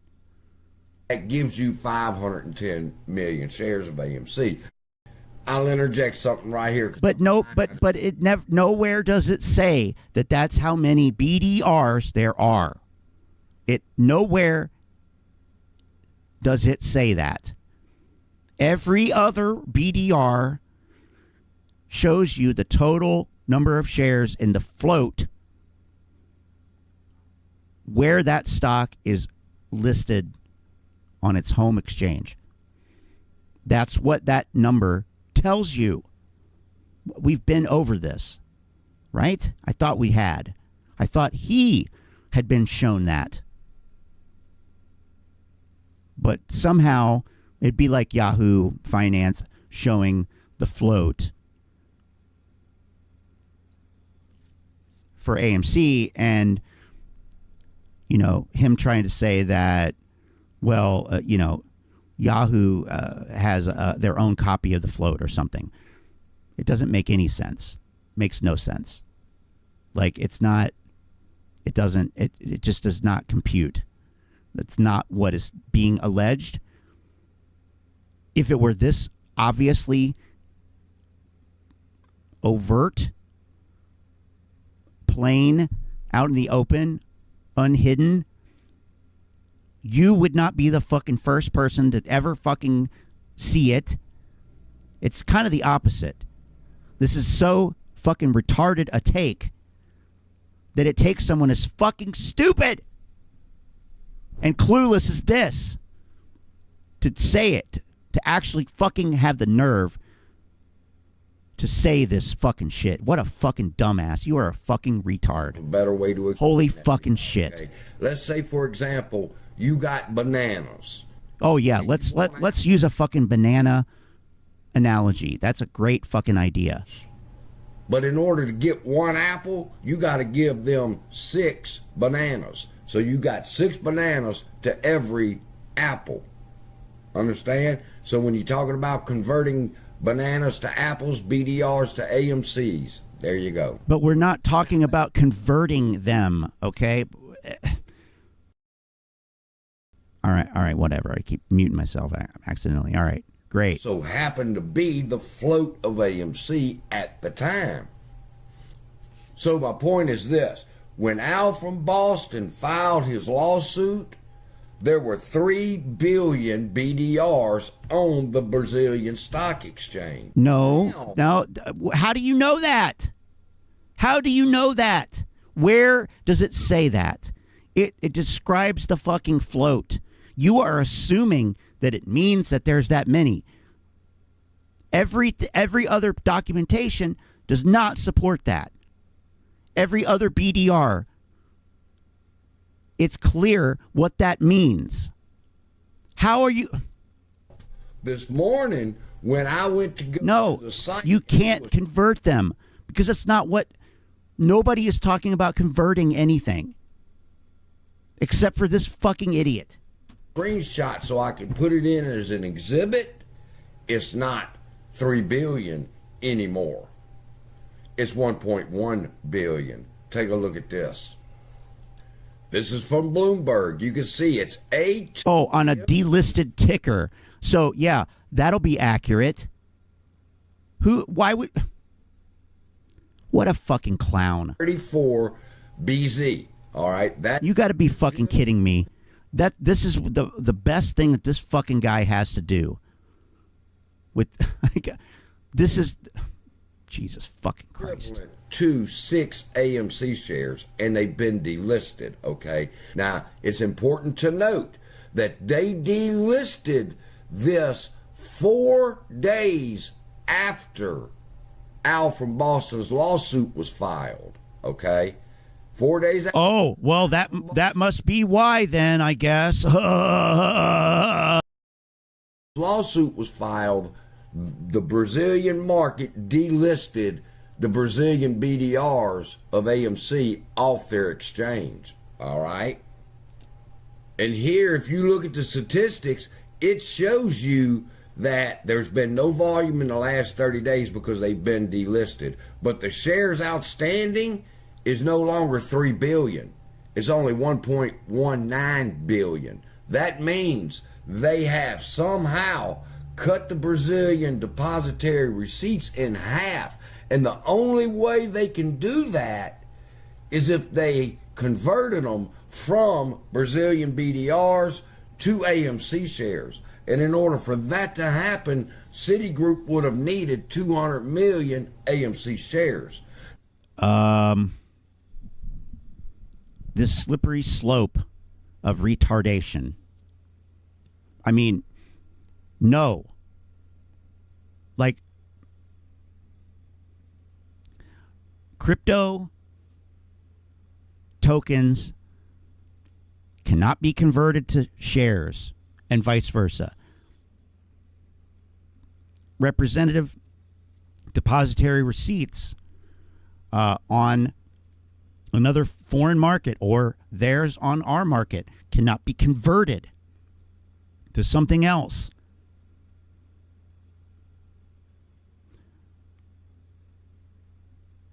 And if they could, you need to show the mechanism by which that would happen. And they never do. They just say, oh, they used the tokenized stock as collateral for their short positions. Even though there are so many things wrong with that statement, they just gloss over it and it just gets assumed into this narrative. It's absolutely astonishing.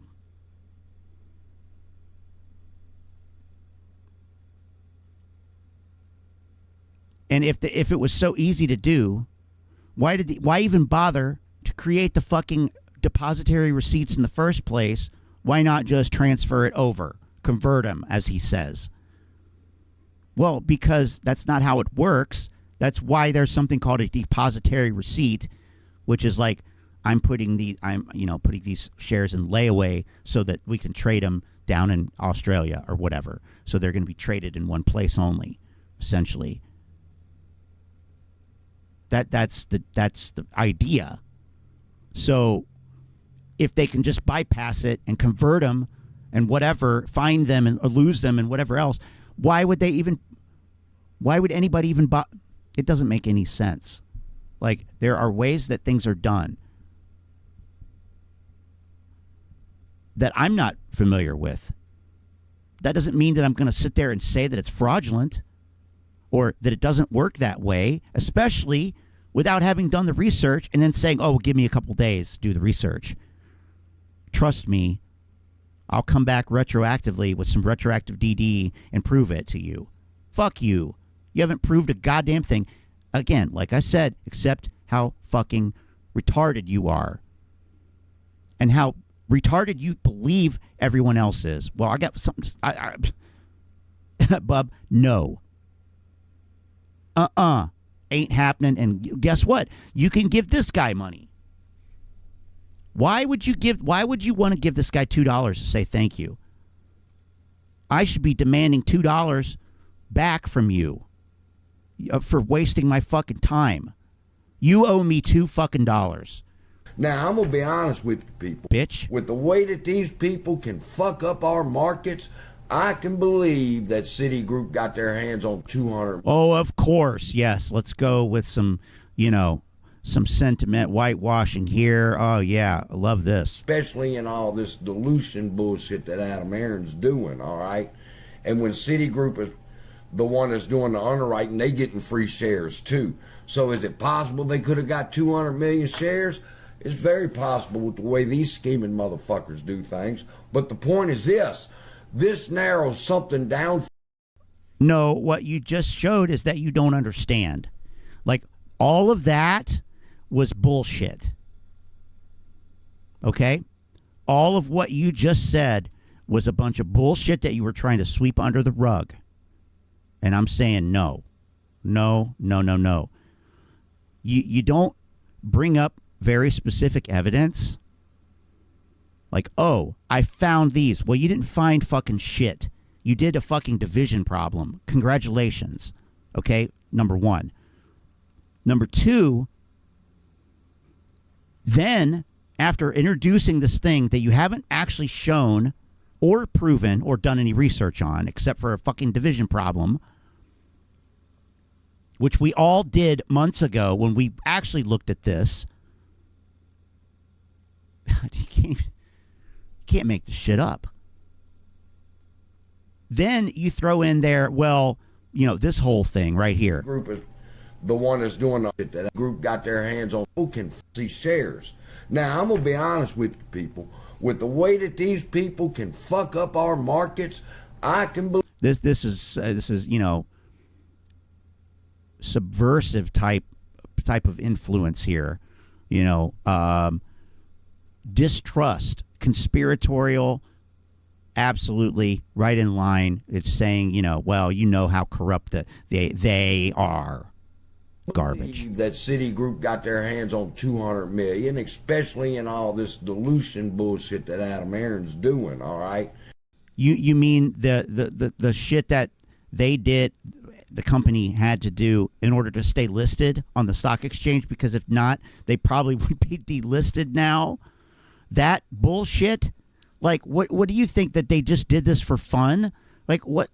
That's why I say they think it's not about money, which is fucking retarded. That's why you're never going to recover from this in this position. You're fucked. And when Citigroup is the one that's doing the underwriting, they getting free shares too. So is it possible they could have got 200 million shares?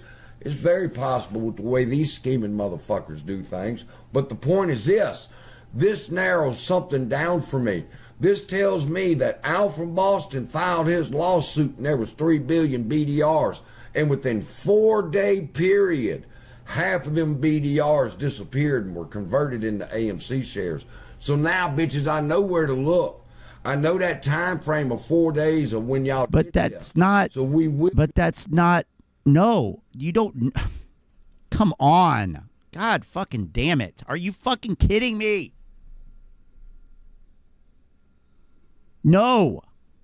No. No. No, you fucking don't. It narrows nothing down. This is some delusional fucking shit, man. God damn it.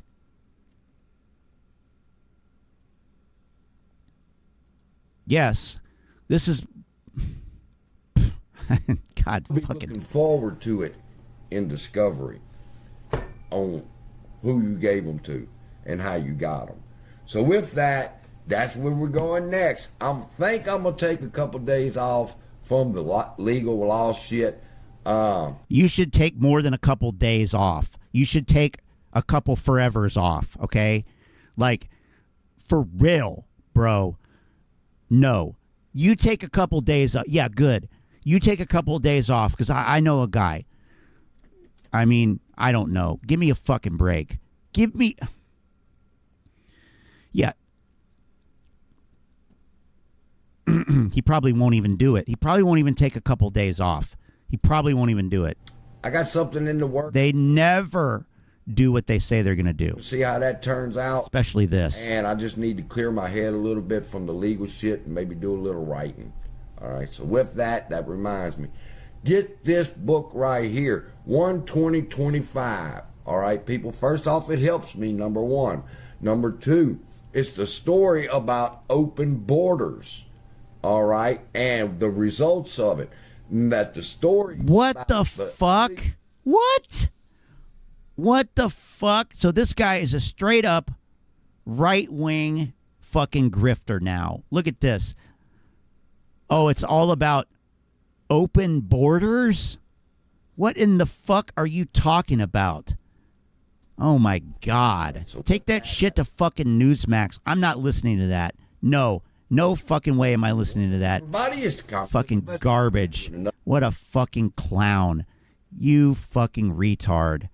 Wow. Jesus fucking Christ. Yeah, because that's so fucking relevant. No, it's complete garbage grifting.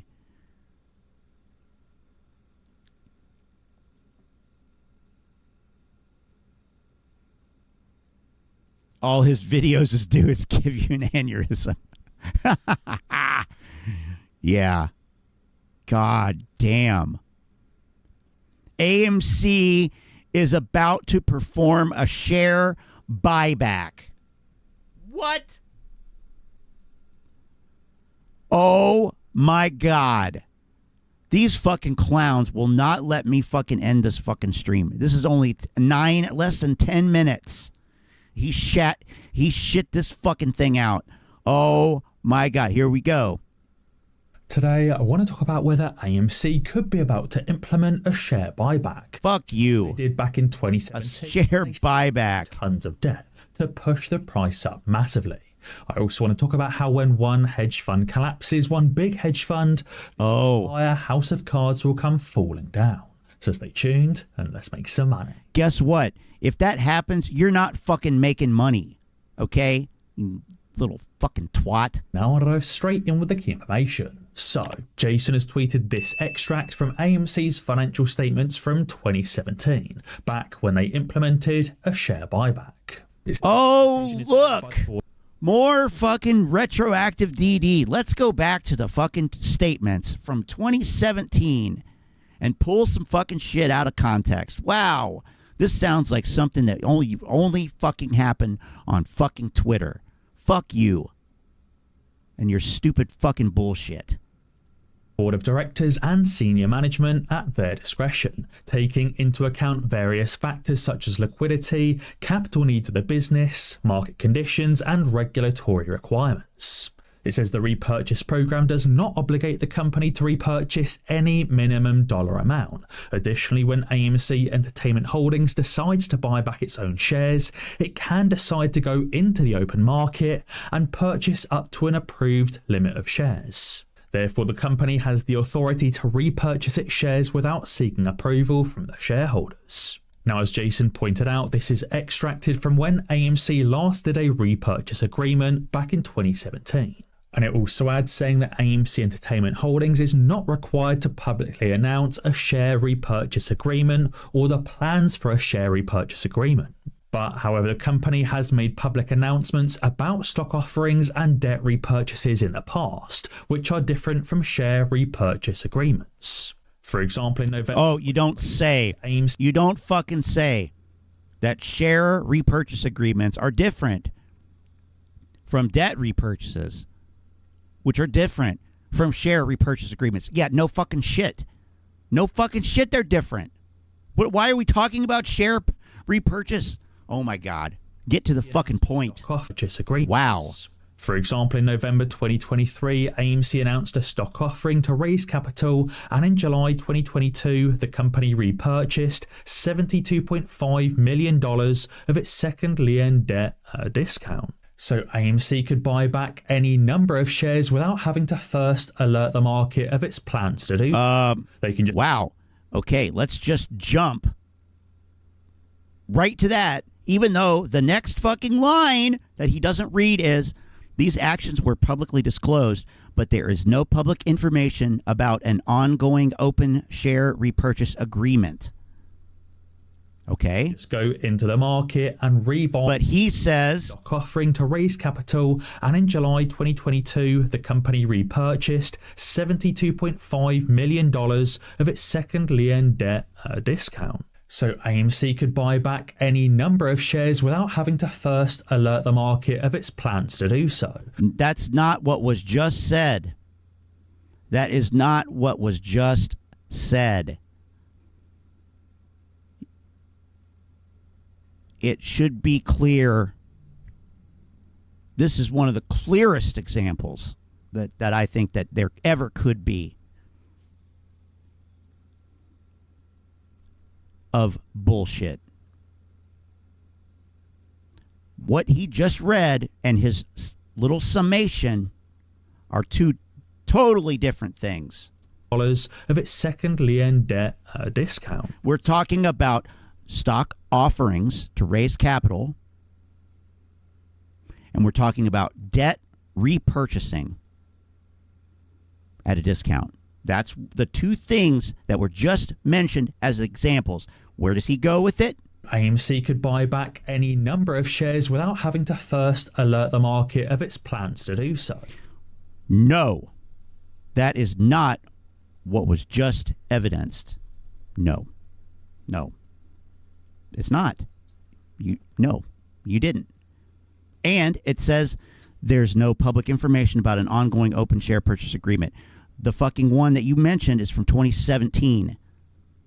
So there's that too. So we're literally looking at old fucking information, making dumbass assumptions, and then reading something and then saying a different summary as if you know that your audience are a bunch of grazing cattle who have no fucking clue what you're talking about. And you've sufficiently confused them and given them all this out-of-context information by some fucking asshole named Jason on Twitter. Golden Elephant 1. Yeah, that's who I want to take my fucking advice from. If your name on Twitter has a 1 at the end of it, fuck you. First of all, fuck you. Number 2, why would you expect anybody to fucking listen to your fucking bullshit non-financial advice? Seriously. A Golden Elephant 1? Thomas James 1, probably? They can just go into the market and rebuy all of those shares. Oh, yeah. With what fucking money? With all of their excess fucking profit? Points out, he said most don't realise, but AMC currently has more cash on hand than the current debt they owe in 2026, making it dumb as hell to continue shorting for those short hedge funds. Yeah, from the perspective of somebody who's down 80, 90 fucking percent, yeah, I would want to tell myself this too, but it just comes off as desperate, pathetic as fuck. Jason, you're fucking pathetic. Loser. You lost. Now, you can be a man and you can realize your fucking loss. You can admit it and you can resolve to do better. Then I'll have some fucking respect for you. But this bullshit, speculating I hope Wall Street realizes if Adam does Adam, you think you're on a first fucking name basis with the fucking CEO. That's clownish. Does a share buyback, he could buy 193 million shares at current price. Yeah, because they're good. That's what they're going to do, because that helps the company stay afloat. They still don't get it. They think these they like insane. What in the fuck? Wall Street, oh, I'm sure that they realize that, but they also realize that there is not a fucking snowball's chance in fucking hell that it would ever happen. That's something for you to think about. Golden Elephant 1. Fucking, oh my God. Wall Street. These people are so fucking retarded. If Adam Aron does a share buyback, he could buy back 193 million shares at current share prices. Something to think about. Obviously, AMC right now has a little over 200 Give me a fucking break. shares in issue, so could literally repurchase 90 to 95% of the float. I think that right there really could be a way to instantly expose and instantly fix the synthetic short. What? Yeah. AMC That's held it. 90% of the float, and retail investors also held 90% of the float. Oh, we're still going with the retail investors own 90% of the float. God. See how this guy just fucking like, this guy just exhales fucking verbal diarrhea. It's insane. Investors held over 190 million shares when there's only 5, 10 or 15 million shares in issue. A giant glaring issue would be shown. You may remember I touched on this the other day, but many years ago, Robert Simpson bought the entire float of a company, Global Links. He bought over 100% of the shares, and yet the following day, 37 times the float in terms of number of shares continued to trade. Now, Global Links was a stock that did actually experience a short squeeze, trading for below 1 cent per share back in 2004, all of a sudden rising over $1,000 per share. On top of that, something really interesting can be seen around 2021. If you go to the 5-year chart for Global Links, check out this spike around December, January of 2021, and again here in June and July of 2021. Therefore, AMC buying back tons and tons of shares could indeed be a way to cause an instant squeeze. Are you fucking kidding me? Like, that is your fucking proof? That is your proof. I mean, let me put all the pieces together here. We have a we have a fucking British piece of shit wanker, okay, who's off American soil, presumably, who feels that he feels the freedom to post this garbage. Also, with an extremely overdriven, distorted, overgained microphone. Listen to this. This is terrible sounding. For below 1 cent per share. Hear it? That's not anything I'm doing. Day 37 times the float in terms of number of shares continue to trade. Now, Global Links was a stock that did actually experience a short squeeze, trading for below 1 cent per share back in 2004. He is way hot. Per share. On top of that, something really interesting can be seen, which in and of itself isn't necessarily a bad thing, but he's got digital distortion, which means he doesn't understand what the fuck he's doing at all. Yeah. So we got somebody with terrible fucking audio, terrible complete vibe. He's in his fucking sweatshirt again. He's literally sitting there in his fucking champion sweatshirt. Hasn't shaved in days. He's just shitting this stuff out, laughing, to the bank. Thank you, Thomas, for all your hard work and DD.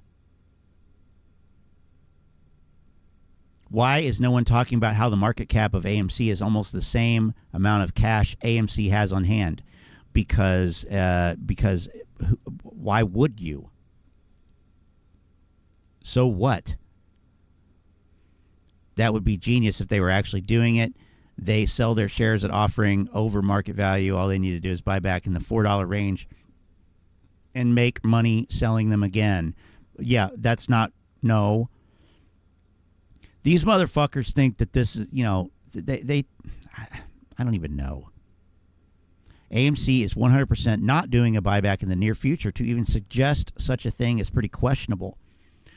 If anything, I see Aron doing another round of share offering to strengthen the balance sheet going into Q1, Q2, since Q4 numbers won't be in the black, profitable. That being said, I do see AMC showing profitability later in 2024 due to a great movie lineup. Well, doubtful.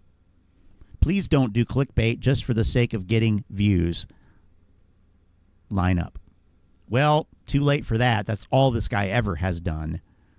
Awesome reporting on share buyback possibility. There is no possibility. Absolutely not. They're going to dilute. I mean, you got to be fucking kidding me. Buyback for the current market price. I'll keep, LOL, I'll pass and keep holding this shit stock until I go to zero. At least they're honest about that. Screw AMC and all you influencers. How much you all scammed out of so many poor investors. Stop already with the BS. Keep watching my videos every day. Stop. Just stop. I wasn't gullible enough to believe the AMC bullcrap. It's not my money or emotions here. Stop pushing this BS to people who under blah, blah, blah, blah, blah, blah. No, it's not. It's 456. Okay. So why does that mean they can't do one? Okay. First. So a lot of people seem to think that they realize that this is garbage, but not everybody.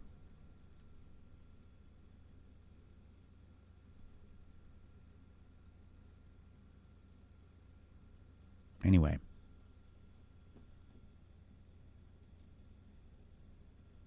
All right. But this is the proof, some guy who did something on, look at this crap. I mean, look. If you go to the 5. So therefore, it could definitely cause us squeeze. Listen to his fucking gymnastics. It's ridiculous. This spike around December. Oh my God. 21, and again here in June and July of 2021. Therefore, AMC buying tons of shares could indeed be. Wait, how many? For AMC buying back tons and tons of shares. Well, tons and tons of shares. Yes, tons and tons of shares.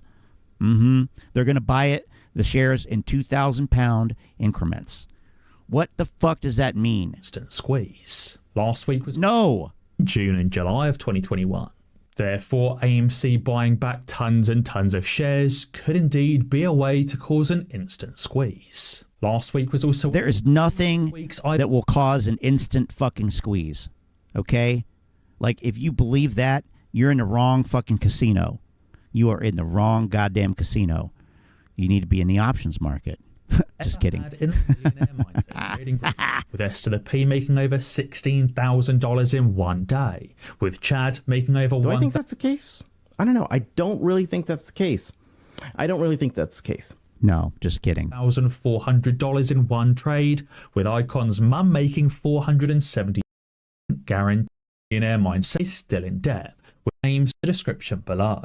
Now people reply to Jason's message saying Aron and AMC can't perform a share buyback if AMC is still in debt, which, as Jason explains, just isn't the case. AMC recently did a share buyback in 2017, a share buyback of $100 million.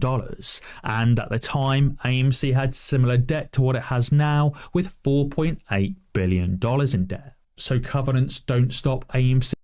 See, that's not the only thing. See, this is the problem with taking shit out of fucking context, because you're only looking at how much debt there is. Okay, but that's not this is just not in any way legitimate. Not in any way legitimate. Plus, we don't know what We don't know how the debt was constructed. We don't know the terms. We don't know anything about it. Plus,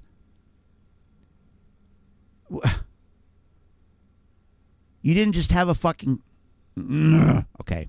You see the difference. Okay. Back, which it could potentially do. Now, Investor Turf also tweeted saying FTX went out of business, and numerous other firms exposed to FTX either restricted withdrawals or went out of business alongside. So that way you could see, especially in the crypto industry with FTX, when one big fund fell, the entire house of cards collapsed pretty much. No, that's not what that shows. He's not even trying now. That was the laziest fucking look, no. FTX went out of business, and numerous other firms exposed to FTX either was restricted withdrawals or went out of business. Well, no fucking shit. No fucking shit. But all of crypto did not collapse to zero. If one firm collapses, others will follow suit. What if we told you the exact same thing will happen in the stock market one day? Well, that would be news to me. One day, like what the fuck are Investor Turd? This is this bullshit blog that is pro AMC and tried to stand up against fucking Ken Griffin. Like, these are clowns. Like, this is not any type of journalism. What if we told you the same thing will happen in the stock market? If one firm collapses, others will follow suit. Well, that's not what happened in crypto. That's not what happened. If they were engaging in the fucking fraud and shit, sure. What in the fuck? God damn it.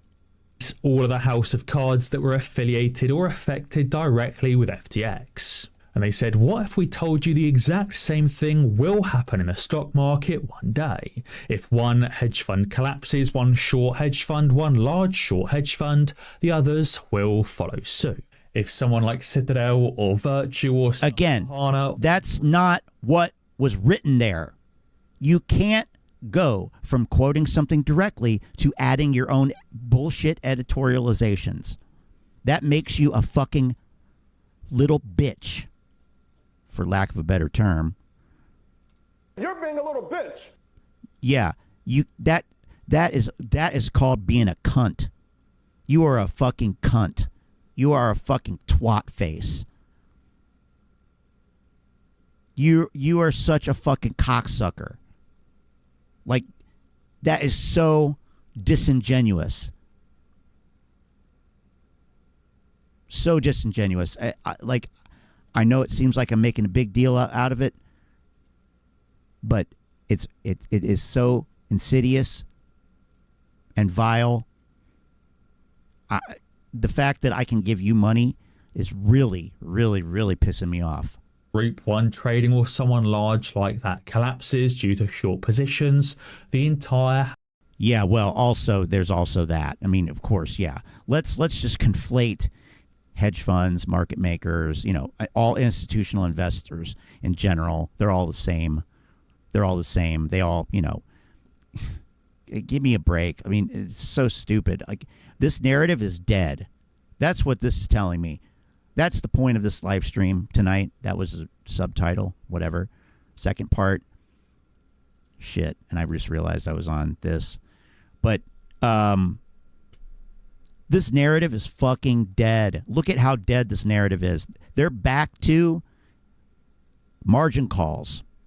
They're back to market crash will cause the squeeze. Even though the market's at all-time fucking highs. The narrative is dead. It's fucking dead. It's dead. It's been dead for a long time, but it's officially, it is, stick a fucking fork in it. This fucking thing is done. House of cards goes down. Yeah, we're talking about houses of cards coming down again. Yeah, good job. You made it full circle 4 fucking times. You were a 4X free rider on this fucking narrative that you've reframed and twisted, and people have given you $2 at a time. This narrative is done. You're done. This is it. And he's got to know it. He's not even phoning it in anymore. He's not even phoning it in. This is the laziest fucking shit I have ever seen. Our biotech moose. Wow. It's a wall of shame for those smaller hedge funds that have collapsed over the last couple of years. Many as a result of directly shorting companies like AMC and GameStop. So far, these hedge funds like Melbourne Capital have been fairly small fry, only to the tune of a few $billion.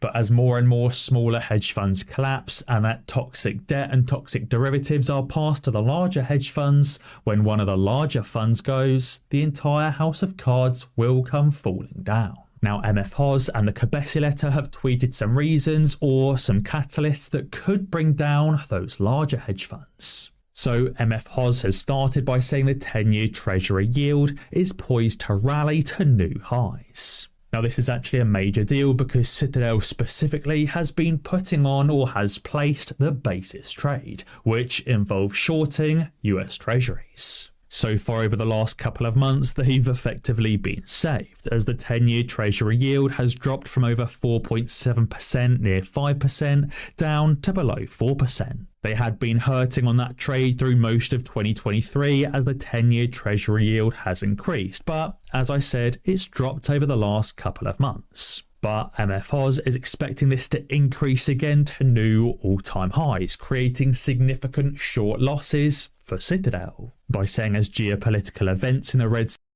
What's he talking about here? He said, didn't he say that Citadel was shorting treasuries? Why? He said that Citadel was shorting treasuries.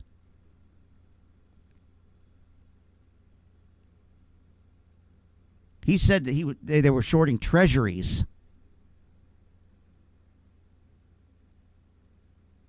But now he's saying that the treasury yield is going to go back up and that is going to hurt their short position on treasuries. So no, it does not appear that he understands yield up, price down, or price up, yield down. I'm just trying to make sure that I'm understanding what he said, because this is like, of course he doesn't understand it. Give me a fucking break. Look at him. Which involves shortly. Here we go. New highs. Let's try it. And then saying the 10-year Treasury yield. If that's the case, then I'm taking this advice right here. You'll know what I mean. Is poised to rally to new highs. Life support will be fucking removed. Citadel specifically has been putting on or has placed the basis trade, which involves shorting US Treasuries. So far over the last couple of months, they've effectively been saved, as the 10-year Treasury yield has dropped from over 4.7% near 5%. Jesus fucking Christ, wow. They had been hurting on that trade through most of 2023 as the 10-year Treasury yield has increased, but as I said, it's dropped over the last couple of months. But MF Hoz and beyond that, it's like, you don't know any of the timing of when these types of institutions get in and out of these types of trades, first of all. Why would you assume that, oh, yeah, they held, even if it was correct what he was saying, which it's not, but let's just play here for a second. Oh, yeah, as this went up, they were losing money, like in hypothetical sense. Because the meme stock mentality is to just hold until zero, never cut your loss, never position. That's what the narrative is that Citadel would do the same thing, which is the dumbest fucking shit ever. Nobody would do the same thing. Especially not a successful financial services company. And they are successful. They're not going out of fucking business. Just like he said 2 years ago that Citadel is likely to go bankrupt. I mean, Jesus fucking Christ. Again, I'm reaching for that fucking plug. Significant short. The life support plug. Citadel. Here, saying let me go back. Below 4%. They had been hurting on that trade through most of 2023 as the 10-year Treasury yield has increased. But as I said, it's dropped over the last couple of months. But MFOz is expecting this to increase again to new all-time highs, creating significant short losses for Citadel. By saying as geopolitical events in the Red Sea region create supply chain shocks and fuel inflation to new highs. You'll be aware US inflation just increased by 0.3% month over month, increasing from 3.1% to 3.4%. If inflation in the US is indeed back on a rise, this would spell disaster for those large short hedge funds. Now, the Cabesiletter has also tweeted about oil prices jumping back above $75. That doesn't even make sense either. No, it wouldn't. If you're a short hedge fund, then you're short. What is a fucking higher yield going to do to stocks? I mean, it's so fucking dumb. Also, if you've ever listened to what Ken Griffin has said last year, he's not necessarily bullish on the outlook, like in the short to medium term. So like, what the fuck, man? Yeah, I'm sorry. I can't do. I can't. I gotta pull the plug. It's just.